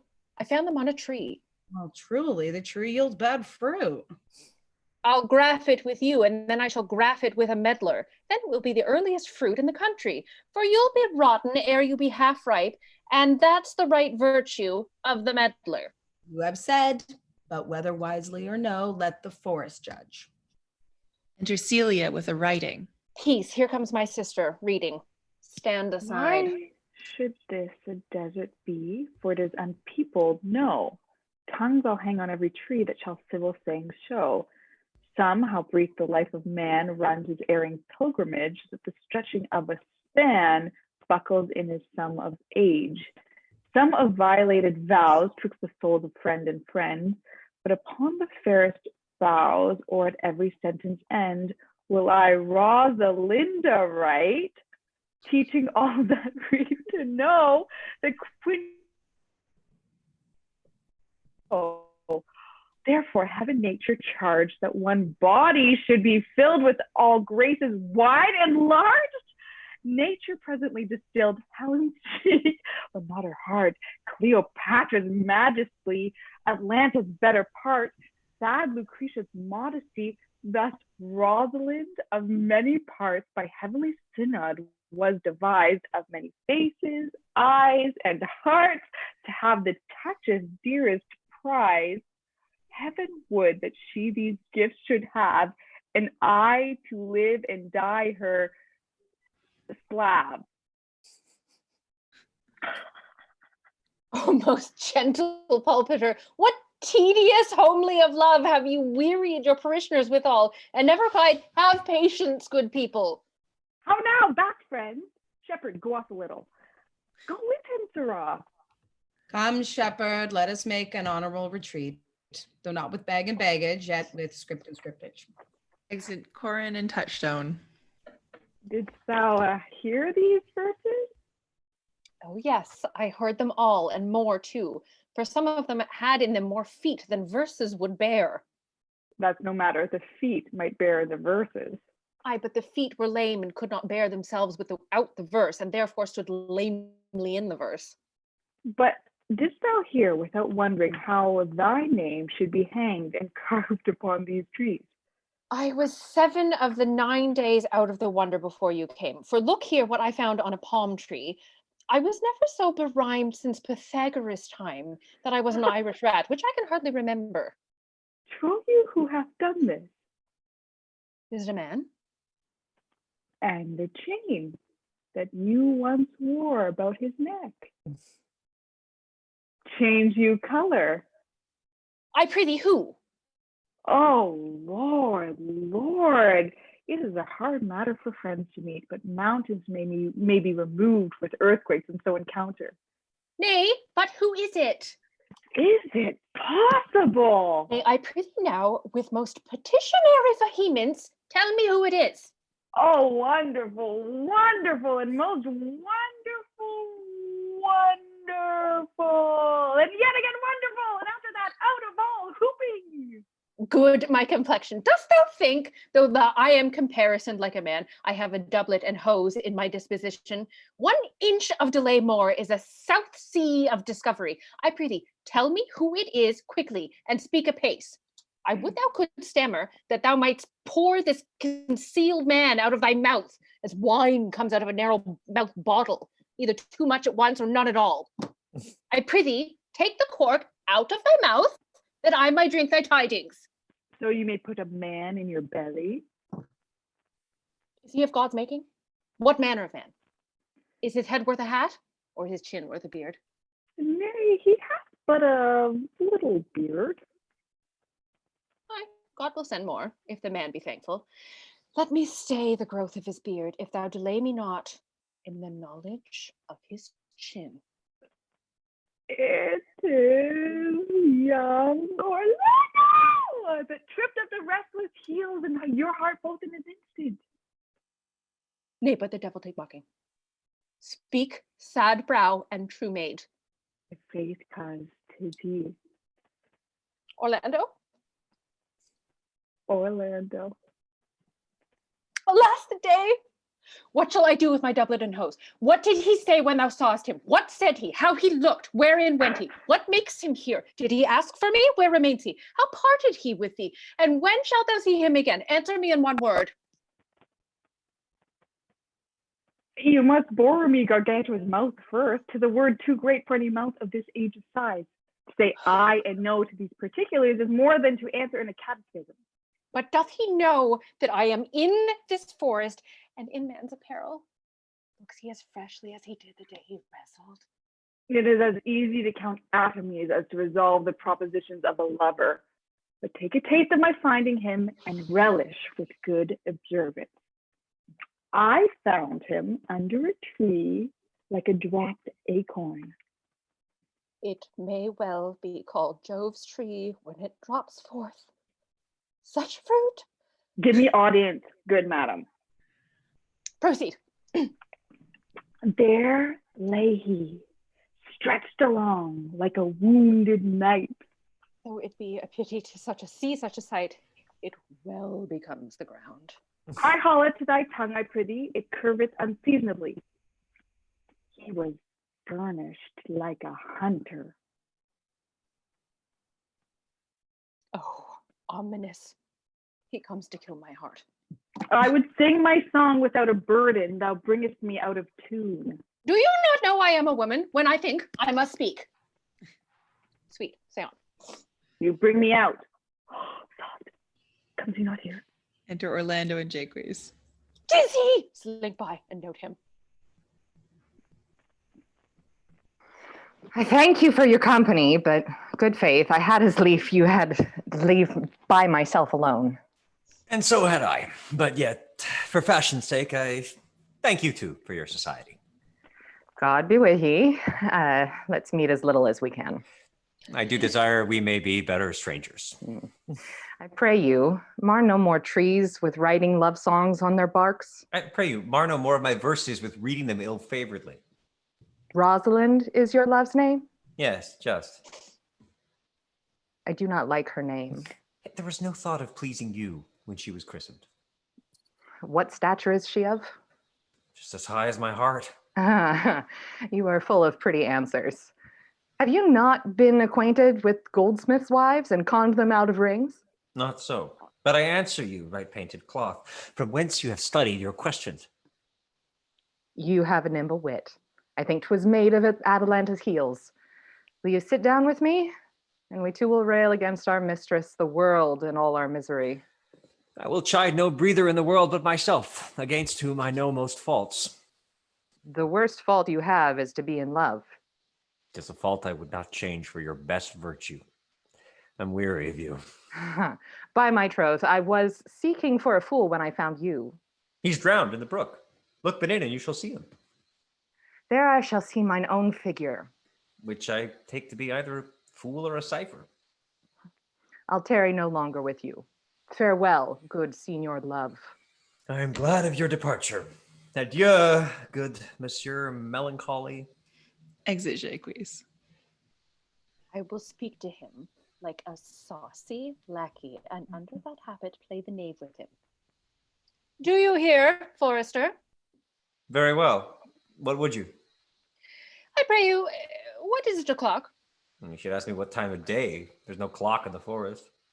Then there is no true lover in the forest, else sighing every minute and groaning every hour would detect the lazy foot of time as well as a clock. And why not the swift foot of time? Had not that been as proper? By no means, sir. Time travels in diverse paces with diverse persons. I tell you who time ambles withal, who time trots withal, who time gallops withal, and who he stands withal. I prithee, who doth he trot withal? Marry, he trots hard with a young maid between the contract of her marriage and the day it is solemnized. In the interim, be but a sennight, time's pace is so hard, it seems the length of 7 years. Who ambles time withal? with a priest that lacks Latin and a rich man that hath not the gout. For the one sleeps easily because he cannot study, and the other lives merrily because he feels no pain. The one lacking the burden of lean and wasteful learning, the other knowing no burden of heavy, tedious penury. These time ambles withal. And who does he gallop withal? With a thief to the gallows, for though he go as softly as foot can fall, he thinks himself too soon there. Who stays it still withal? With lawyers in the vacation, for they sleep between term, and then they perceive not how time moves. Where dwell you, pretty youth? With this shepherdess, my sister, here in the skirts of the forest, like fringe upon a petticoat. Are you native of this place? As the coney that you see dwell where she is kindled. Your accent is something finer than you could purchase in so removed a dwelling. I have been told so of many, but indeed, an old religious uncle of mine taught me to speak, who was in his youth an inland man, one that knew courtship too well, for there he fell in love. I have heard him read many lectures against it, and I thank God I am not a woman to be touched with so many giddy offenses as he hath generally taxed their whole sex withal. Can you remember any of the principal evils that he laid to the charge of women? There were none principal. They were all like one another as halfpence are, every one fault seeming monstrous till his fellow fault come to match it. My prithee, recount some of them. No, I will not cast away my physic, but on those that are sick. There is a man haunts the forest that abuses our young plants with carving roslyn on their barks. Hangs odes upon hawthorns and elegies on brambles, officers deifying the name of Rosalind. If I could meet that fancy monger, I would give him some good counsel, for he seems to have the quotidian of love upon him. I am he that is so love-shaped. I pray you, tell me your remedy. There is none of my uncle's marks upon you. He taught me how to know a man in love, in which cage of rushes I am sure you are not a prisoner. What were his marks? A lean cheek, which you have not, blue eye and sunken, which you have not, a beard neglected, which you have not. But I pardon you for that, for simply your having in beard is a younger brother's revenue. Then your hose should be ungarden, your button unbanded, your sleeve unbuttoned, your shoe untied, and everything about you demonstrating a careless desolation. But you are no such man. You are rather point device to your accoutrement as loving yourself than seeming the lover of any other. Fair youth, I would I could make thee believe I love. Me believe it! You may as soon make her that you love believe it, which I warrant she is apter to do than to confess she does. That is one of the points in which women still give the lie to their consciences. But, in good sooth, are you he that hangs the verses on the trees wherein Rosalind is so admired? I swear to thee, youth, by the white hand of Rosalind, I am that he, that unfortunate he. But are you so much in love as your rhyme speak? Neither rhyme nor reason can express how much. Love is merely a madness, and I tell you deserves as well a dark house and a whip as madmen do. And the reason why they are not so punished and cured is that the lunacy is so ordinary that the whippers are in love too. Yet I profess curing it by counsel. Did you ever cure any so? Yes, one, and in this manner. He was to imagine me, his love, his mistress. And I set him every day to woo me, at which time would I, being but a moonish youth, grieve, be effeminate, changeable, longing and liking, proud, fantastical, apis, shallow, inconstant, full of tears, full of smiles, for every passion something, and for no passion truly anything, as boys and women are for the most part cattle of this color. Would now, like him, now loathe him, then entertain him, then forswear him. Now weep for him, then spit at him. Then I drave my suitor from his mad humor of love to a living humor of madness, which was to forswear the full stream of the world and to live in a nook merely monastic. Thus I cured him, and this way will I take upon me to wash your liver as clean as a sound sheep's heart, that there shall not be one spot of love in it. I would not be cured, youth.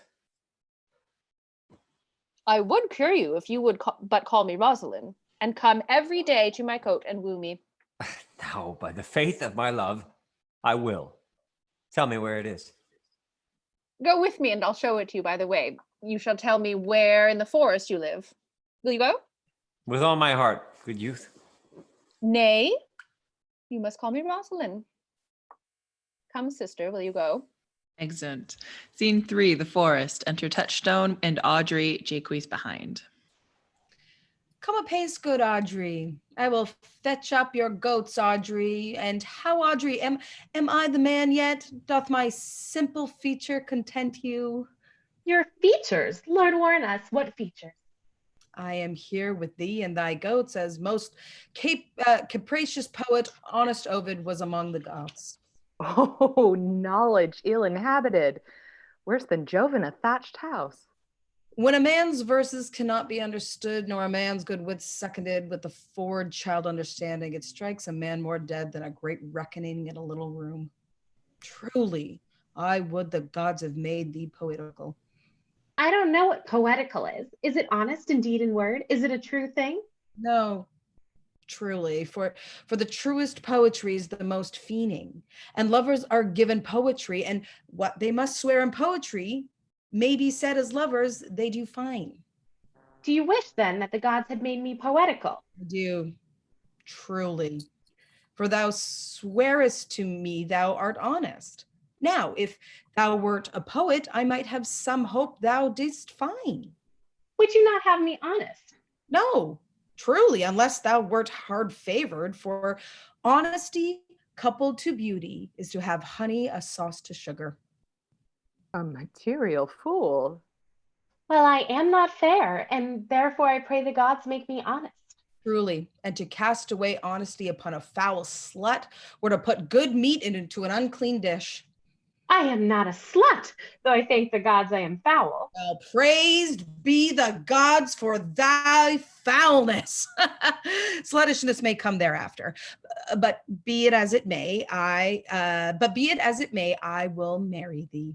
And to that end, I have been with Sir Oliver Martix, the vicar of the next village, who hath promised to meet me in this place of the forest. Couple us. I would fain see this meeting. Well, the gods give us joy. Amen. A man may, if he were of fearful heart, stagger into this attempt. For here we have no temple, but the woods, no assembly, but horned beast. But what though? Courage. As horns are odious, they are necessary. It is said, many a man knows no end of his goods. Right. Many a man has good horns and knows no end of them. Well, that is the dowry of his wife. 'Tis not of his own getting. Horns? Even so. Poor men alone? No. The noblest deer hath them as huge as the rascals. Is the single man therefore blessed? No. As a walled town is more worthier than a village, so is the forehead of a married more honorable than the bare brow of a bachelor. And by how much defense is better than no skill? By so much is a horn more precious to want. Here comes Sir Oliver. And Sir Oliver Martix. Sir Oliver Martix, you are well met. Will you go dispatch us here under this tree, or shall we go to the chapel with you? Is there none here to give this woman? Oh, I will not take her on gift of any man. Truly, she must be given, or the marriage is not lawful. Proceed. I'll give her. Good Evening, good master. What ye called? How do you do, sir? You are very well met. God ilt for you last company. I am very glad to see you. Even a toy in hand here, sir. Nay, nay, nay, pray, pray, be covered, be covered. Will you be married, Motley? As the ox has his bow, sir, the horse his curb, and the falcon's her bill, so man has his desires. And as a pigeon's bill, so wedlock would be nibbling. And will you, being a man of your breeding, be married under a bush like a beggar? Get you to church and have a good priest that can tell you what marriage is. This fellow will but join you together as they join wainscot. Then one of you will prove a shrunk panel and like green timber, warp. I am not in the mind, but I were better to be married of him than any other, for he is not likely to marry me well. And not being married well, give me a good excuse for me hereafter to leave my wife. Go thou with me, and let me counsel thee. Oh, come, sweet Audrey. We must be married, or we must live in bawdry. Farewell, good Master Oliver. Not, oh, sweet Oliver, oh, brave Oliver, leave me not behind thee, but wind away. Begone, I say, I will not to wedding with thee. Exit Jaques, Touchstone, and Audrey. 'Tis no matter. There are fantastical knave of them shall all flout me out of my calling. Exit. Scene 4, the forest. Enter Rosalind and Celia.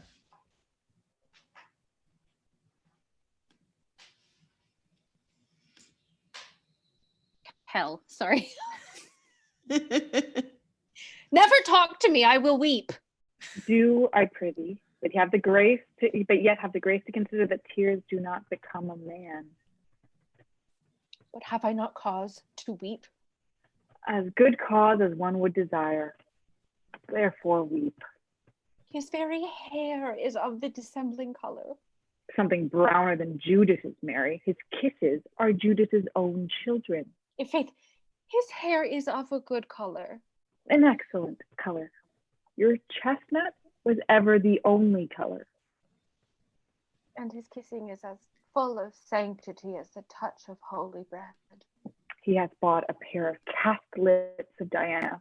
A nun of winter's sisterhood kisses her not more religiously. The very ice of chastity is in them. But why did he swear he would come this morning and he comes not?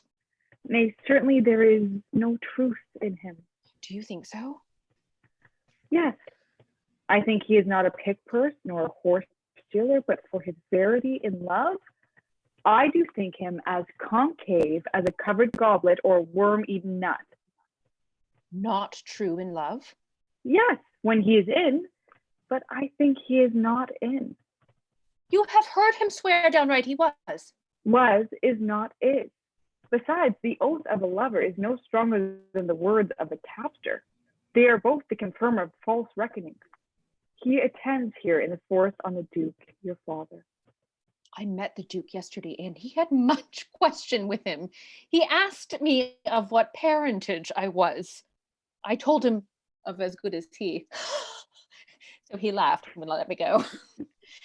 But what talk we of fathers when there is such a man as Orlando?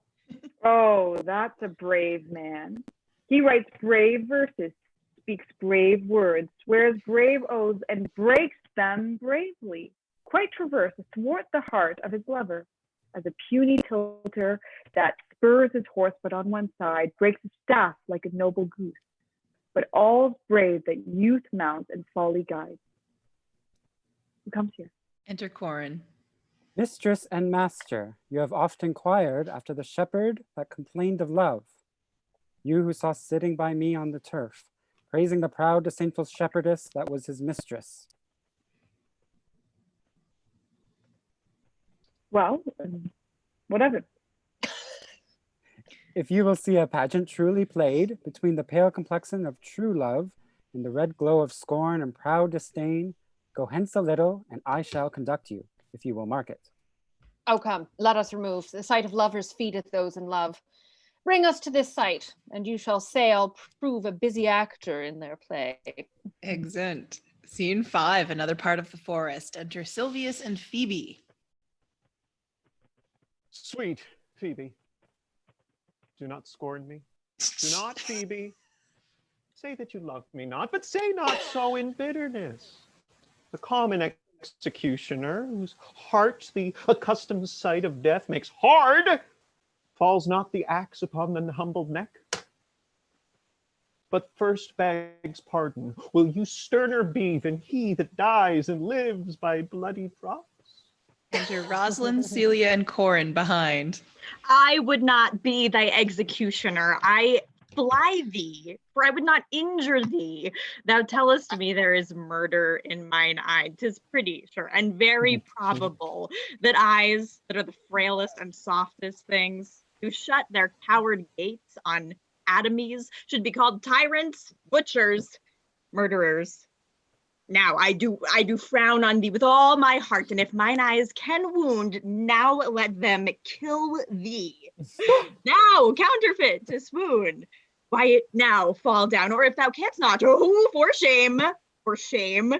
Why not to say mine eyes are murderers? Now show the wound mine eye hath made in thee. Scratch thee but with a pin, and there remains some scar of it. Lean but upon a rush, the cicatrix and capable in pressure thy palm some moment keeps.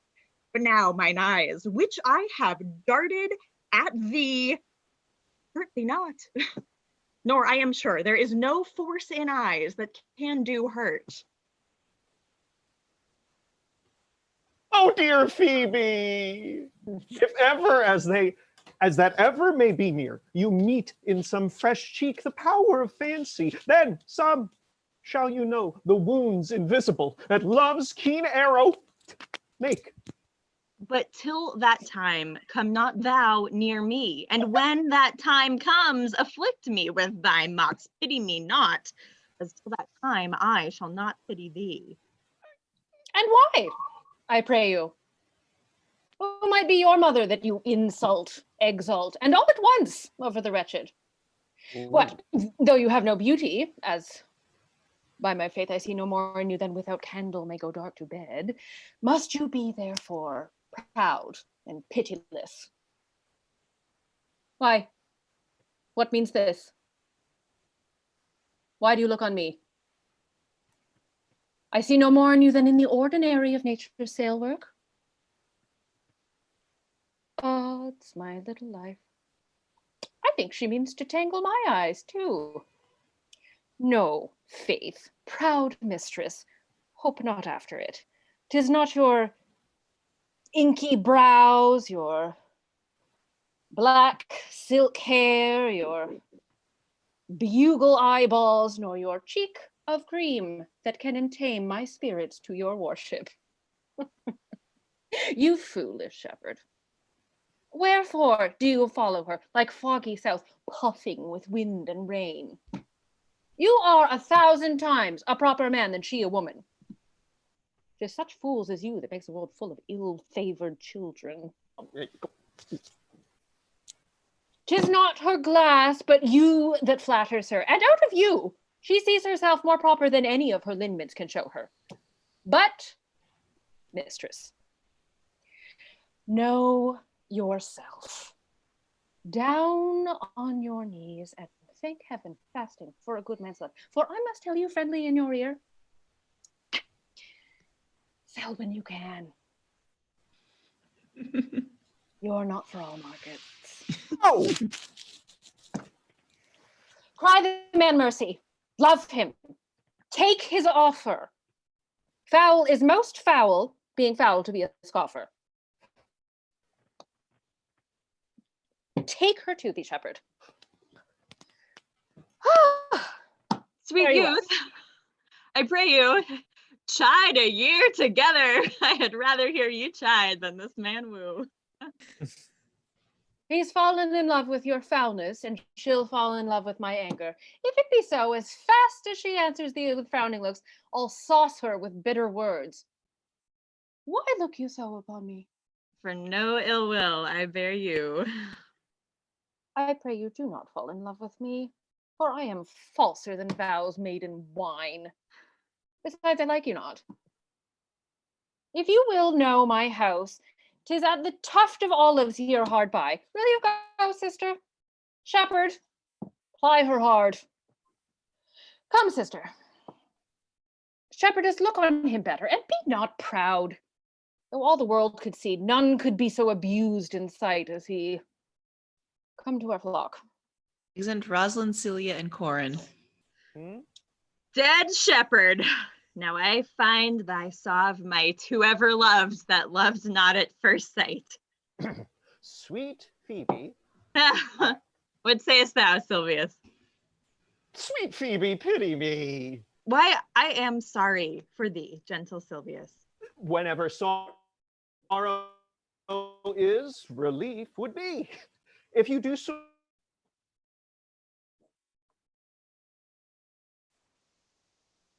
Trimmed. Thou hast my love. Is that not neighborly? I would have you. Why, that were covetousness. Silvius, the time was that I hated thee, and yet it is not that I bear thee love, but since that thou canst talk of love so well, thy company, which erst was irksome to me, I will endure, and I'll employ thee too, but do not look for further recompense than thine own gladness that thou art employed. So holy and so perfect is my love, and I in such poverty of grace, that I shall think it a most plenteous crop to glean the broken ears after the man at the main harvest reaps. I loose now, and then a scattered smile, and that I'll live upon. Knowest thou the youth that spoke to me erewhile? Not very well. But I have met him oft, and he hath bought the cottage and bounds that the old carlet once was master of. Yeah, think not I love him, though I ask for him. Tis but a peevish boy, yet he talked well. But what care I for words? Yet words do well when he that speaks them pleases those that hear. It is a pretty youth, not very pretty, but sure. He is proud, yet his pride becomes him. He'll make a proper man. The best thing in him is his complexion, and faster than his tongue did make sense, his eye did heal it up. He's not very tall, yet for his years he is tall. His leg is but so, and yet as well there was a pretty redness in his little paper, a little more less red than that. That's the difference between the constant red and a mingled damask. There be some women, Silvius, had they marked him in parcels as I did, would have gone near to fall in love with him, but for my part, I love him not, nor hate him not, and yet I have more cause to hate him than to love him. For what had he to do to chide at me? He said mine eyes were black and my hair black, and now I am remembered scorned at me. I marvel why I answered not again, but the one omittance is no quittance. I'll write to him a very taunting letter, and thou shalt bear it, both of Silvius. Phoebe, with all my heart. I'll write it straight. The matter's in my head and in my heart. I will be bitter with him and passing short. Go with me, Silvius. Excellent. Act 4, Scene 1, the forest. Enter Rosalind, Celia, and Jaques. I prithee, pretty youth, let me be better acquainted with thee. They say you are a melancholy fellow. I am so. I do love it better than laughing. Those that are in extremity of either are abominable fellows that betray themselves to every modern censure worse than drunkards. Why? 'Tis good to be sad and say nothing. Why then, 'tis good to be a post. I have neither the scholar's melancholy, which is emulation, nor the musician's, which is fantastical, nor the courtier's, which is proud, nor the soldier's, which is ambitious, nor the lawyer's, which is politic, nor the lady's, which is nice, nor the lovers, which is all of these. But it is a melancholy of mine own, compounded of many simples, extracted from many objects, and indeed the sundry's contemplation of my travels, in which my often ruminations wrap me in most humorous sadness. A traveler! By my faith, you have great reason to be sad. I fear you have sold your own lands to see other men's. Then to have seen much and to have nothing is to have rich eyes and poor hands. Yes, I have gained my experience. And your experience makes you sad. I had rather have a fool to make me merry than experience to make me sad. And to travel for it, too. Enter Orlando. Good day and happiness, dear Rosalind. Nay, then, God be with you. And you talk in blank verse. Exit. Farewell, Monsieur Traveler. Look, you lisp and wear strange suits, disable all the benefits of your own country, be out of love with your nativity, and almost chide God for making you that countenance you are, or I will scarce think you have swam in a gondola. Why, how now, Orlando? Where have you been all this while? You a lover, and you serve me such another trick, never come in my sight no more. Oh, my fair Rosalind, I come within an hour of my promise. Break an hour's promise in love. He that will divide a minute into 1,000 part and fuck sakes, sorry, but break but a part of the 1,000th part of my minute in the affairs of love. It may be said of him that Cupid hath clapped him on the shoulder, but I'll warrant him a heart whole. Pardon me, dear Rosalind.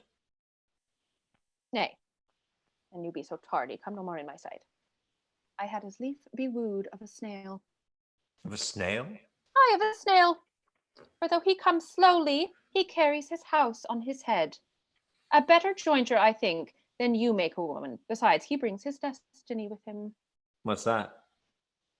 My horns, which such as you are fain to be beholding to your wives for. But he comes armed in his fortune and prevents the slander of his wife. Virtue is no horn maker, and my Rosalind is virtuous. And I am your Rosalind.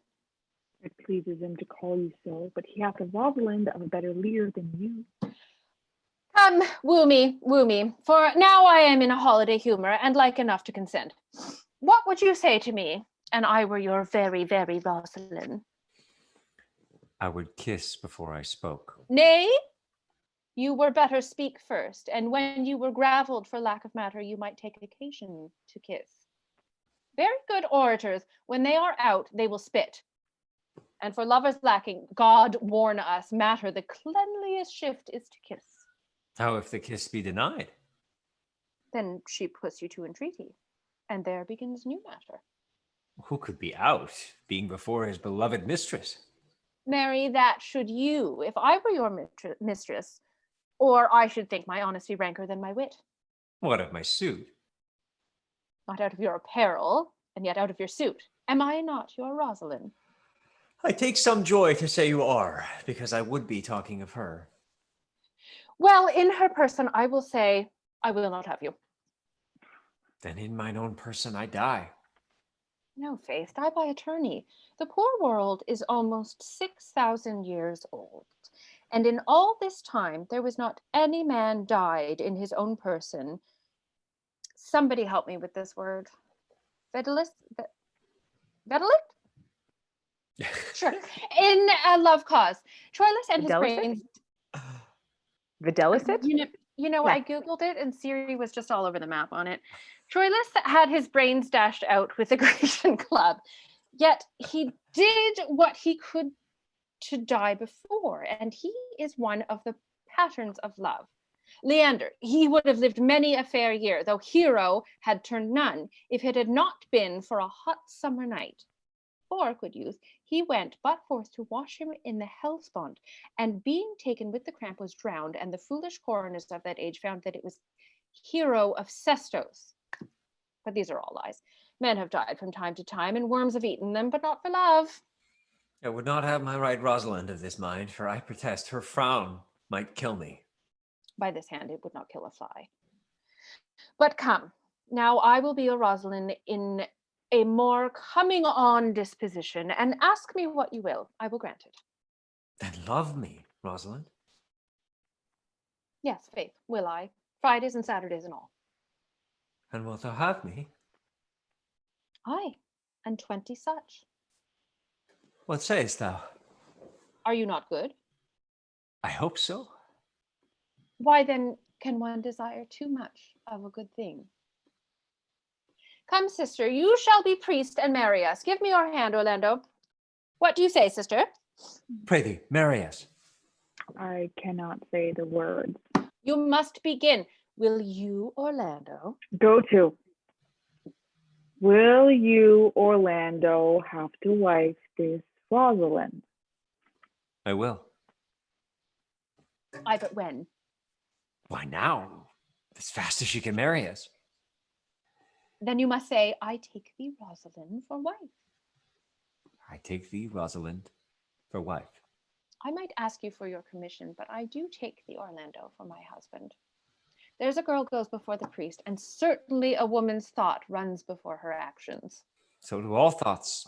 They are winged. Now tell me how long you would have after you have possessed her.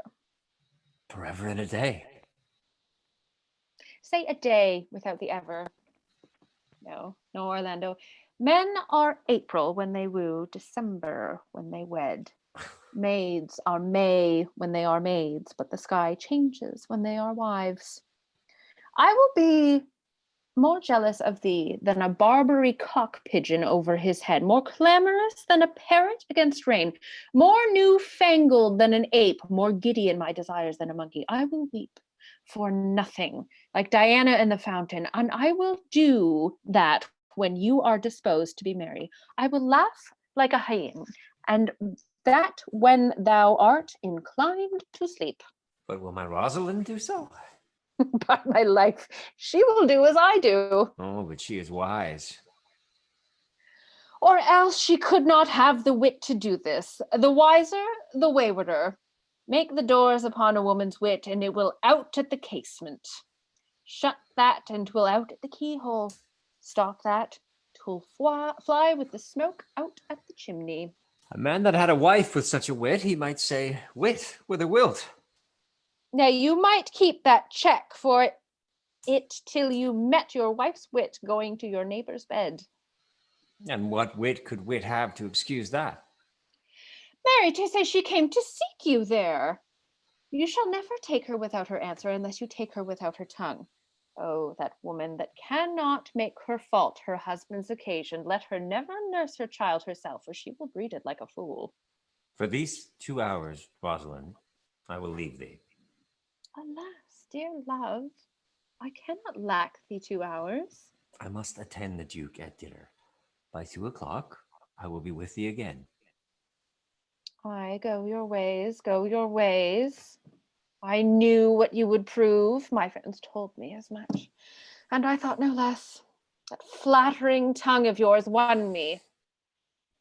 But 'tis one cast away, and so come death. 2 o'clock is your hour? Aye, sweet Rosalind.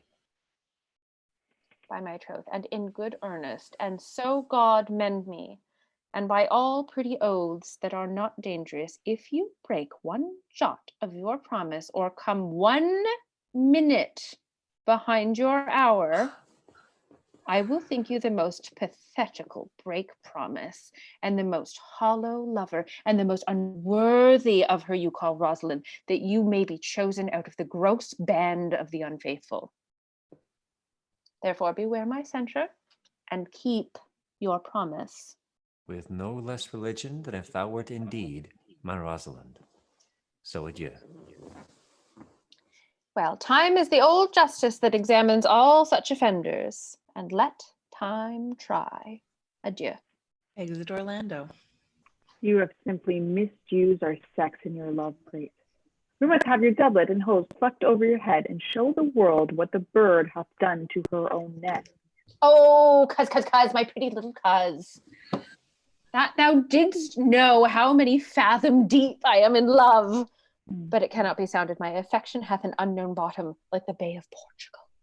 Or rather bottomless, that as fast as you pour affection in, it runs out. No, that same wicked bastard of Venus that was begot of thought, conceived of spleen and born of madness, that blind rascally boy that abuses everyone's eyes because his own are out, let him be the judge of how deep I am in love. I'll tell thee, Ileana, I cannot be out of the sight of Orlando. I'll go find a shadow and sigh till he come. And I'll sleep. Exit. Scene 2, the forest. Enter Jaques' lords and foresters. Which is he that killed the deer? Sir, it was I. Let's present him to the Duke like a Roman conqueror, and will do well to set the deer's horns upon his head for a branch of victory. Have you no song, Forester, for this purpose? Yes, sir. Sing it. 'Tis no matter how it be in tune, so it makes noise enough. What shall he have that killed the deer, his leather skin and horns to wear? Then sing him home. Still me. Take thou nor scorn to wear the horn.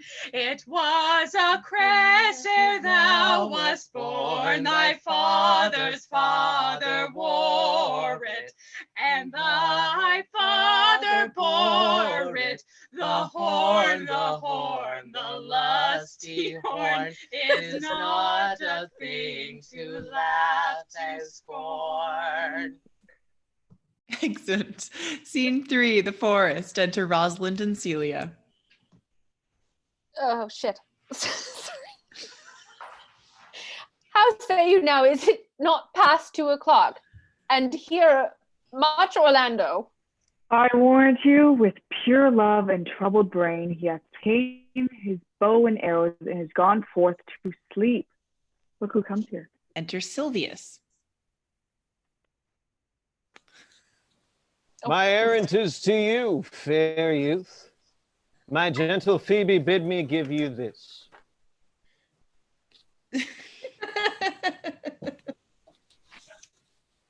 I know not the contents, but as I guess by the stern brow and waspish action what she did use as she was writing of it, I bears an angry tenor. Pardon me, I am but as guiltless a messenger.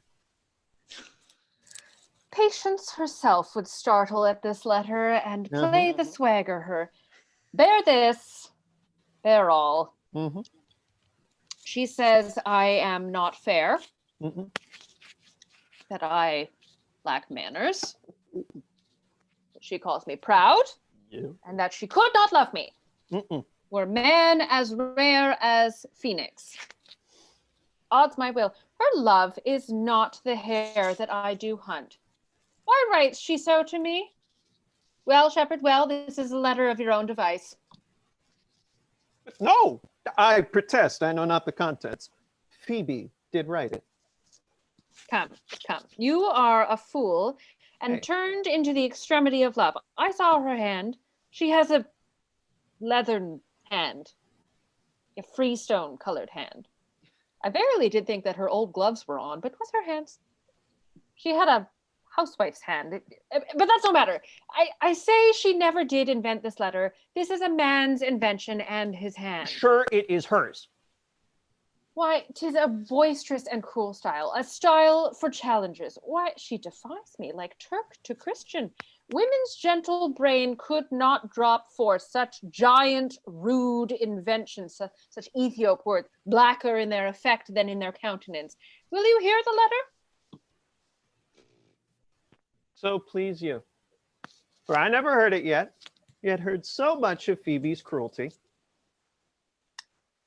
She Phoebes me. Mark how the tyrant writes. Art thou God to shepherd turned, that a maiden's heart hath burned? Can a woman rail thus? Call you this railing? Why thy godhead laid apart, warst thou with a woman's heart? Did did you ever hear such railing? Whilst the eye of man did woo me, that could no vengeance to me, meaning me, a beast. If the scorn of your bright eyne have power to raise such love in mine, alack, in me what strange effect would they work in mild aspect? Whiles you chide me, I did love, how then might your prayers move? He that brings this love to thee little knows this love in me, and by him seal up thy mind, whether thy youth and kind will be the faithful offer take of me and all that I could make, or else by him my love deny, and then I'll study how to die.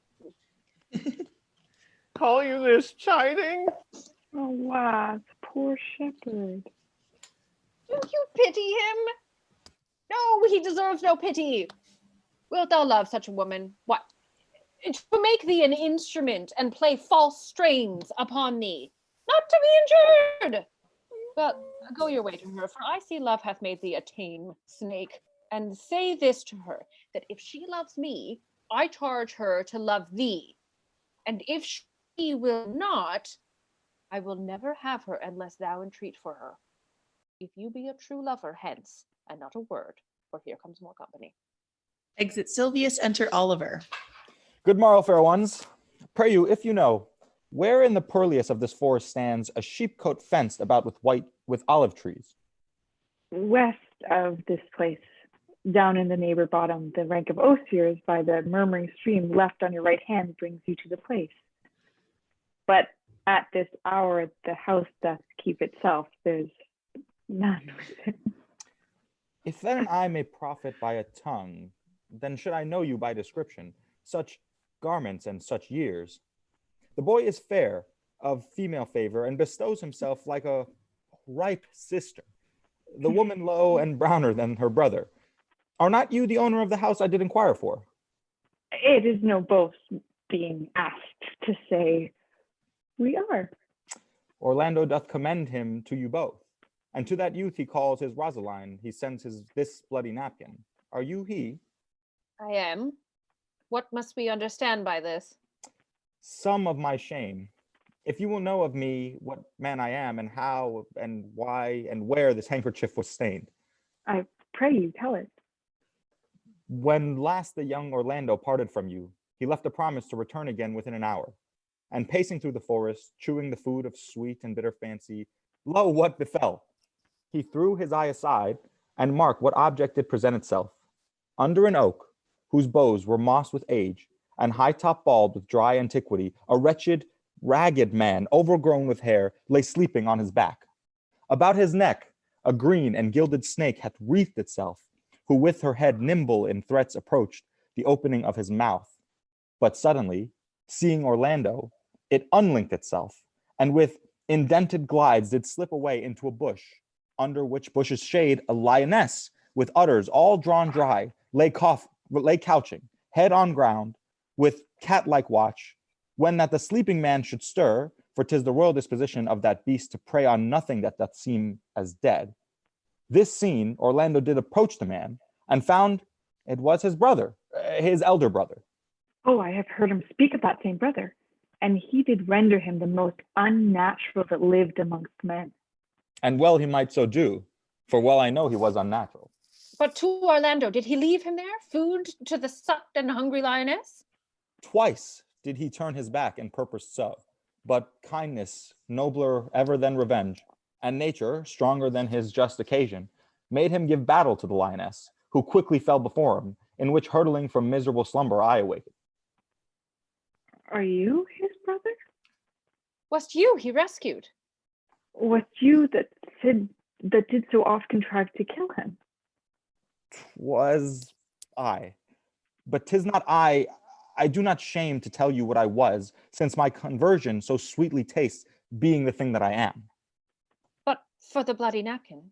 By and by, when from the first to last betwixt us two, tears our recountenance had most kindly bathed, as how I came into this desert place. In brief, he led me to the gentle Duke, who gave me fresh array and entertainment, committing me unto my brother's love, who led me instantly unto his cave, there stripped himself, and here upon his arm the lioness had tore some flesh away, which all this while had bled, and now he fainted and cried in fainting upon Rosaline. Brief, I recovered him, bound up his wounds, and after some small space, being strong at heart, he sent me hither, stranger as I am, to tell this story, that you might excuse his broken promise, and to give this napkin, dyed in his blood, unto the shepherd youth, that he in sport doth call his Rosaline. Rosalind swoons. Why, how now, Ganymede? Sweet Ganymede, Ganymede! Many will swoon when they do look on blood. There's more in it. Cousin, Ganymede, Ganymede. Look, he recovers. I would I were at home. We'll lead you thither. I pray that you, will you take him by the arm? Be of good cheer, youth. You a man. You lack a man's heart. I do so, I confess it. Ah, sirrah, a body would think this was well counterfeited. I pray you, tell your brother how well I counterfeited. Hey-ho! This was not counterfeit. There is too great testimony in your complexion that it was a passion of earnest. Counterfeit, I assure you. Well, then take a good heart and counterfeit to be a man. So I do. But, faith, I should have been a woman by right. You look paler and paler. Pray you, draw homewards. Good sir, go with us. That will I, for I must bear answer back. How you excuse my brother, Rosalind? I shall devise something, but I pray you, commend my counterfeiting to him. Will you go? Excellent. Act 5, Scene 1, The Forest. Enter Touchstone and Audrey. We shall find a time, Audrey. Patience, gentle Audrey. Faith, the priest was good enough for all the old gentlemen's saying. A most wicked Sir Oliver, Audrey, a most vile martext. But Audrey, there is a youth here in the forest lay claims to you. I know who 'tis. He hath no interest in me in the world. Here comes the man you mean. Oh, it is meat and drink to me to see a clown. By my troth, we that have good wits have much to answer for. We shall be flouting. We cannot hold. Good evening, Audrey. God you good evening, William.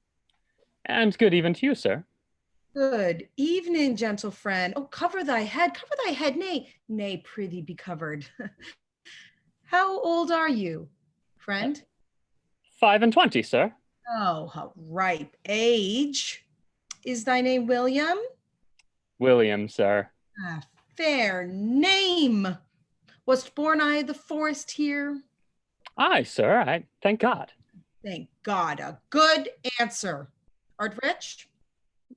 Faith, sir, so. So is good, very excellent good. And yet it is not, it is but so. Art thou wise? Aye, sir, I have a pretty wit. Why, thou sayest well. I do now remember a saying, the fool doth think he is wise, but the wise man knows himself to be a fool. But the heathen philosopher, when he had a desire to eat a grape, would open his lips when he put it into his mouth, meaning thereby the grapes were made to eat and lips to open. Do you love this maid? I do, sir. Give me your hand. Art thou learned? No, sir. Then learn this of me. To have is to have. For it is a figure in rhetoric that drink being poured out of a cup into a glass, by filling the one doth empty the other. For all your writers do consent that Ips is he. Now you are not Ips, for I am he. Which he, sir? He, sir, that must marry this woman. Therefore you clown abandoned, which is in the vulgar, leave. The society which in the boorish is company of this female, which in the common is woman, which together is abandon the society of this female or clown, thou perishest, or to thy better understanding diest, or to wit, I will kill thee.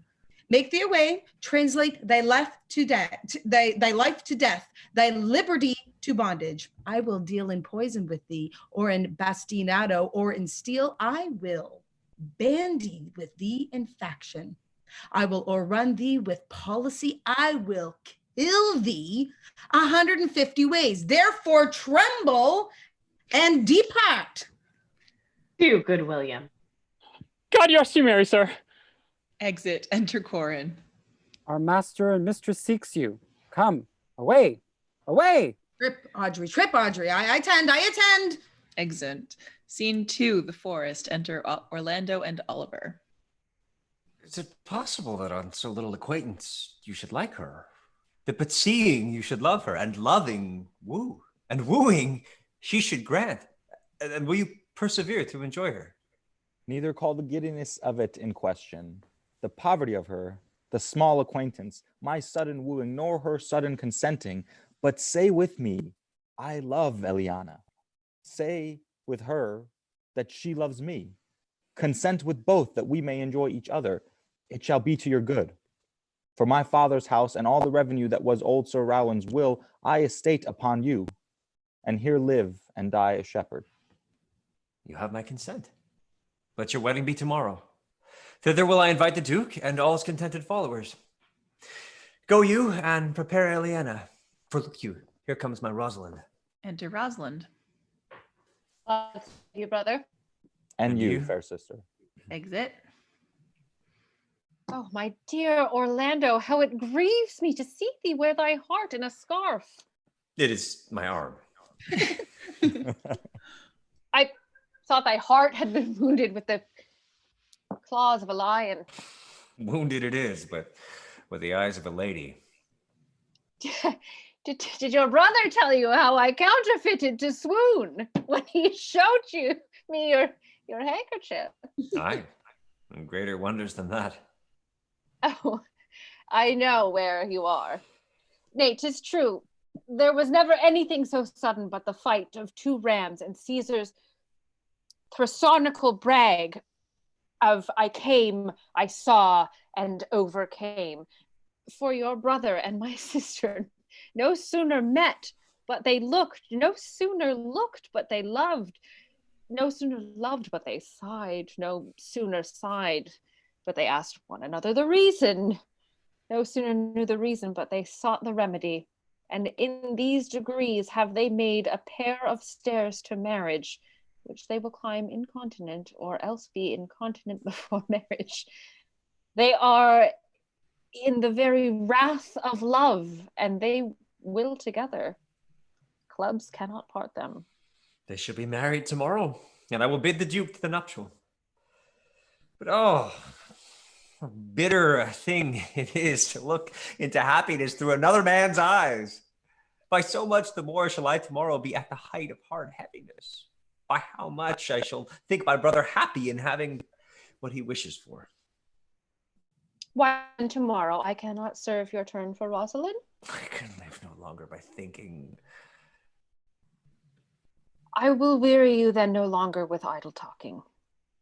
Now with me then, for now I speak to some purpose, that I know you are a gentleman of good conceit. I speak not that this you should bear a good opinion of my knowledge, insomuch as I say I know you are. Neither do I labor for a greater esteem than may in some little measure draw a belief from you to do yourself good and not to grace me. Believe then, if you please, that I can do strange things. I have, since I was 3-year-old, conversed with a magician, most profound in his art, and yet not damnable. If you do love Rosalind so near the heart as your gesture cries it out, when your brother marries Eliana, shall you marry her? I know into what straits of fortune she is driven, and it is not impossible to me, if it appear not inconvenient to you, to set her before your eyes tomorrow, human as she is, and without any danger. Speakest thou in sober meanings? By my life I do, which I tender dearly, though I say I am a magician. Therefore put you in your best array. Bid your friends, for if you will be married tomorrow, you shall. And to Rosalind, if you will. Enter Silvius and Phoebe. Look, here comes a lover of mine and a lover of hers. Youth, you have done me much ungentleness to show the letter that I writ to you. I care not if I have. It is my study to seem despiteful and ungentle to you. You are there followed by a faithful shepherd. Look upon him, love him. He worships you. Good shepherd, tell this youth what 'tis to love. It is to be all made of sights and tears. And so I am for Phoebe. And I for Ganymede. And I for Rosalind. And I for no woman. It is to be all made of faith and service. And so I am for Phoebe. And I for Ganymede. And I for Rosalind. And I for no woman. It is to be all made of fantasy and made of passion and made of wishes. All adjuration, duty, and observances, all humbleness, all patience and impatience, all purity, all trial, all observance. And so am I for Phoebe. And so am I for Ganymede. And so am I for Rosalind. And so am I for no woman. If this be so, why blame you me to love you? If this be so, why blame you me to love you? If this be so, why blame you me to love you? What do you speak to? Why blame you me to love you? To her that is not here, and doth not hear. Pray you, no more of this. It is like the howling of Irish wolves against the moon. I will help you, if I can. I would love you, if I could. Tomorrow, meet me all together. I will marry you, if I ever marry a woman. And I'll be married tomorrow. I will satisfy you if ever I satisfied man, and you shall be married tomorrow. I will content you if what pleases you content you, and you shall be married tomorrow. As you love Rosalind, meet. As you love Phoebe, meet. And as I love no woman, I'll meet. So fare you well. I have left you commands. I'll not fail if I live. Nor I. Nor I. Excellent. Scene 3, the forest. Enter Touchstone and Audrey. Tomorrow is the joyous day, Audrey. Tomorrow we will be married. I do desire it with all my heart, and I hope it is no dishonest desire to be a woman of the world. Here comes 2 of the banished Duke's pages. Okay, so this is Gabby and James. Oh, God. Enter 2 pages. I'm so sorry. Yes, we're here. I'm sorry. We are for you. Sit in the middle. Nope. Well met, honest gentlemen. By my troth, well met. Come, sit, and a song. We are for you. Sit in the middle. Shall we clap into it roundly without hawking or spitting or saying we are hoarse, which are the only prologues to a bad voice? In faith, in both in a tune, like 2 gypsies on a horse. Oh my God. It was a lover and his lass with a hey and a ho and a hey nonny no, that o'er the green cornfield did pass in the springtime, the only pretty ring time when birds do sing. Hey ding a ding ding, sweet lovers love the spring between the acres of the rye, with a hey and a ho and a hey nonny no. Those pretty country folks would lie in springtime. What is and see? This carol they began that hour with a hey and a ho and a hey nonny no, how that life was but a flower in springtime, and see. And therefore take the present time with a hey and a ho and a hey nonny no, for love is crowned with the prime in springtime, and see. Truly, Young gentlemen, though there was no great matter in the ditty, yet the note was very untunable. You are deceived, sir. We kept time. We lost not our time. By my troth, yes. I count it but time lost to hear such a foolish song. God be with you, and God mend your voices. Huh, come, Audrey. Excellent. Scene 4, the forest. Enter Duke Senior, Amiens, Jaques, Orlando, Oliver, and Celia. Dost thou believe, Orlando, that the boy can do all this that he hath promised? Sometimes do believe, and sometimes do not. And those that fear they hope, and know they fear. Enter Rosalind, Sylvius, and Phoebe. Patience once more whiles our compact is urged. You say, if I bring in your Rosalind, you will bestow her on Orlando here. That would I, had I kingdoms to give with her. And you say you will have her when I bring her. That would I, were I of all kingdoms king. You say you'll marry me if I be willing. That will I, should I die the hour after. But if you do refuse to marry me, you'll give yourself to this most faithful shepherd. So is the bargain. You say that you'll have Phoebe if she will. Though to have her and death were both one thing. I have promised to make all this matter even. Keep your word, O Duke, to give your daughter. You yours, Orlando, to receive his daughter. Keep your word, Phoebe, that you'll marry me, or else refusing me to wed this shepherd. Keep your word, Sylvius, that you'll marry her if she refuse me, and from hence I go to make all these doubts all even. Excellent. Rosalind and Celia. I do remember in this shepherd boy some lively touches of my daughter's favor. My lord, the first time that I ever saw him, methought he was a brother to your daughter. But, my good lord, this boy is forest born, and hath been tutored in the rudiments of many desperate studies by his uncle, whom he reports to be a great magician, obscured in the circle of this forest. Enter Touchstone and Audrey. There is, sure, another Fludge ward, and these couples are coming to the Ark. Here comes a pair of very strange beasts, which in all tongues are called fools. Salutations and greetings to you all. Good, my lord, bid him welcome. This is the motley-minded gentleman that I have so often met in the forest. He hath been a courtier, he swears. If any man doubt that, let him put me to my purgation.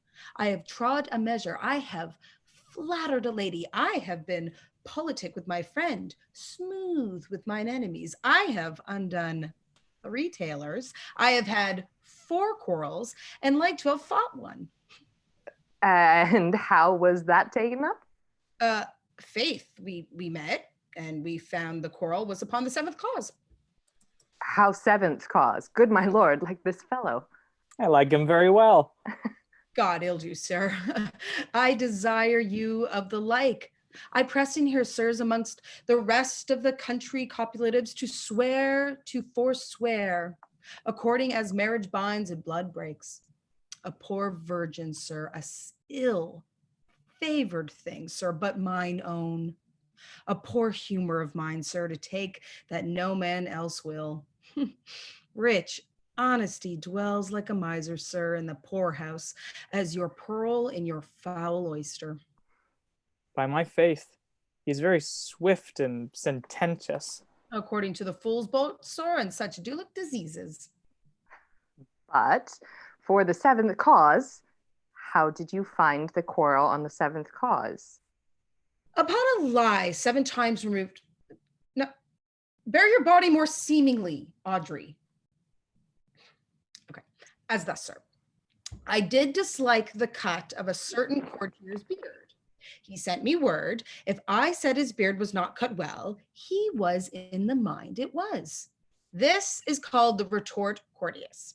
If I sent him word again, it was not cut well, he would send me word back, he cut it to please himself. Now this is called the quit modest. And if again it was not cut well, he disabled my judgment. This is called the reply churlish. If again it was not cut well, he would answer, I spark not true. This is called the reproof valiant. If again it is not well cut, he would said, I lied. This is called the countercheck quarrelsome, and so to the lie circumstantial and the lie direct.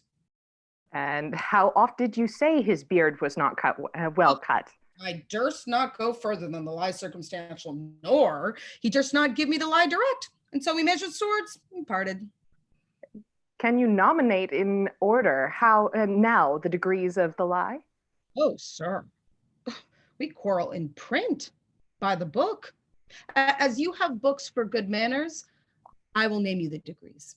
The first, the retort courteous. The second, the quit modest. The third, the reply churlish. The fourth, the reproof valiant. The fifth, the countercheck quarrelsome. The sixth, the lie with the circumstance. And the seventh, the lie direct. All of these you may avoid, but the lie direct. And you may avoid that too with an if. I knew when 7 justices could not take up a quarrel, but when the parties were met themselves, one of them thought but of an if. As if you said so, then I said so. And they shook hands and they swore, brothers, your if is the only peacemaker. Much virtue in if. Is not this a rare fellow, my lord? He's as good at anything and yet a fool. He uses his folly like a stalking horse, and under the presentation that he shoots his wit. Enter Hymen, Rosalind, and Celia. Still music, whatever that means. Then is there mirth in heaven when earthly things made even atone together. Good Duke, receive thy daughter. Hymen from heaven brought her, yea, brought her hither, that thou mightst join her hand with his, whose heart's within his bosom is. To you I give myself, for I am yours. To you I give myself, for I am yours. If there be truth in sight, you are my daughter. If there be truth in sight, you are my Rosalind.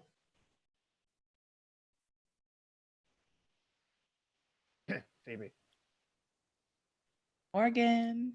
Phoebes, where are you at? Phoebe. If sight and shape be true, why then my love is you. Yes. I'll have no father if you be not he. I'll have no husband if you be not he. Nor ne'er wed woman if you be not she. Peace, ho, I bar confusion. 'Tis I must make conclusion of these most strange events. Here's 8 that must take hands to join in Hymen's bands. If truth hold content, you and you, no cross shall part. You and you are heart in heart. You to his love must accord, or have a woman to your lord, and you and you are sure together as the winter to foul weather. Whilst a wedlock hymn we sing, feed yourselves with questioning, that reason wonder may diminish, how thus we met and these things finish. Wedding is great Juno's crown, O blessed bond of board and bed, 'tis Hymen peoples every town. High wedlock then be honored. Honor, high honor and renown to Hymen, god of every town. Oh, my dear niece, welcome thou art to me. Even daughter, welcome in no less degree. I will not eat my word, now thou art mine. Thy faith my fancy to thee doth combine. Let me have audience for a word or two. I am the second son of Sir Rowland that brings these tidings to this fair assembly. Duke Frederick, hearing how that every day men of great worth resorted to this forest, addressed a mighty power, which were on foot in his own conduct purposely to take his brother here and put him to the sword. And to the skirts of this wild wood he came, where, meeting with an old religious man, after some questions with him, was converted, both from his enterprise and from the world, his crown bequeathing to his banished brother, and all their lands restored to them again, that were with him exiled. This to be true, I do engage my life. Welcome, young man. Thou offerest fairly to thy brother's wedding. To one his lands withheld, and to the other a land itself at large, a potent dukedom. First, in this forest, let us do those ends that here we are well begun and well begot. And after, every of this happy number that have endured shrewd days and nights with us shall share the good of our return and fortune, according to the measures of their states. Meantime, forget this new-fallen dignity and fall into our rustic revelry. Play, music, and you, brides and bridegrooms all, with measured heaped in joy, to the measures fall. Yay! Sir, by your patience, if I heard you rightly, the Duke hath put a religious life and thrown into neglect the pompous court? Yes. To him will I. Out of these convertites, there is much matter to be heard and learned. You to your former honor I bequeath. Your patience and your virtue well deserves it. To you, a love that your true faith doth merit. To you, your hand, land and love and great allies. You to a long and well-deserved bed. God, stop it. And you to wrangling, for thy loving voyage is but for 2 months victualled. So to your pleasures, I am for other than for dancing measures. Stay, Jaques, stay. To see no pastime, I what you would have. I'll stay to know at your abandoned cave. Proceed. Proceed. We will begin these rites. As we do trust they'll end in true delights. A dance. Yay! Woo. Epilogue. Woo! It is not the fashion to see the lady the epilogue, but it is no more unhandsome than to see the lord the prologue. If it be true that good wine needs no bush, 'tis true that a good play needs no epilogue. Yet to good wine they do use good bushes, and good plays prove the better by the help of a good epilogue. What a case am I in, then, that I am neither a good epilogue nor cannot insinuate with you in the behalf of a good play? I am not furnished like a beggar, therefore to beg will not become me. My way is to conjure you, and I'll begin with the women. I charge you, O women, for the love you bear to men, to like as much of this play as you please you. And I charge you, O men, for the love you bear to women, as I perceive by your simpering none of you hates them, that between you and the women the play may please. If I were a woman, I would kiss as many of you as had beards that pleased me, complexions that liked me, and breasts that I defied not. And I am sure as many as have good beards or good faces or sweet breaths will, for my kind offer, when I make curtsy, bid me farewell. The end. Woohoo! Yay! Beards rule. Yeah, beards. Yeah. Awesome job, What everybody. Thank you happened so to much. Barrett?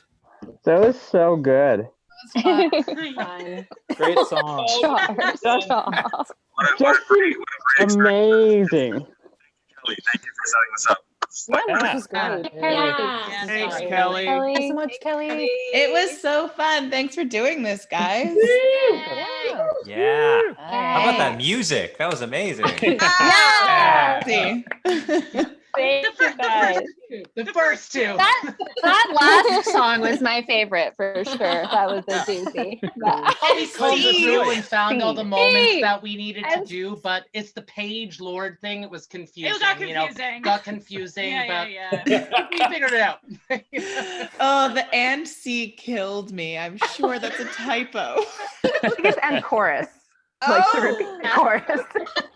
I got frazzled, and I was like, I I like don't know this where better. we're going. I like this much better. Well, I mean, most swears of the show go to Rosalind, don't they? I mean, this video is not getting monetized now. Thanks a lot.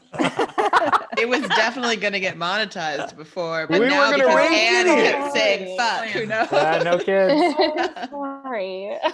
Dropping on the F. I'm a bit of a pirate. Ah, well, fuck me, I guess. Anyway. All right. Well, thanks so much, guys. And I will let you know when we're doing the next one of these. Good night, sweet Kelly. friends. Bye, everybody. Good night. Bye. Say good night to Lippy Morrow.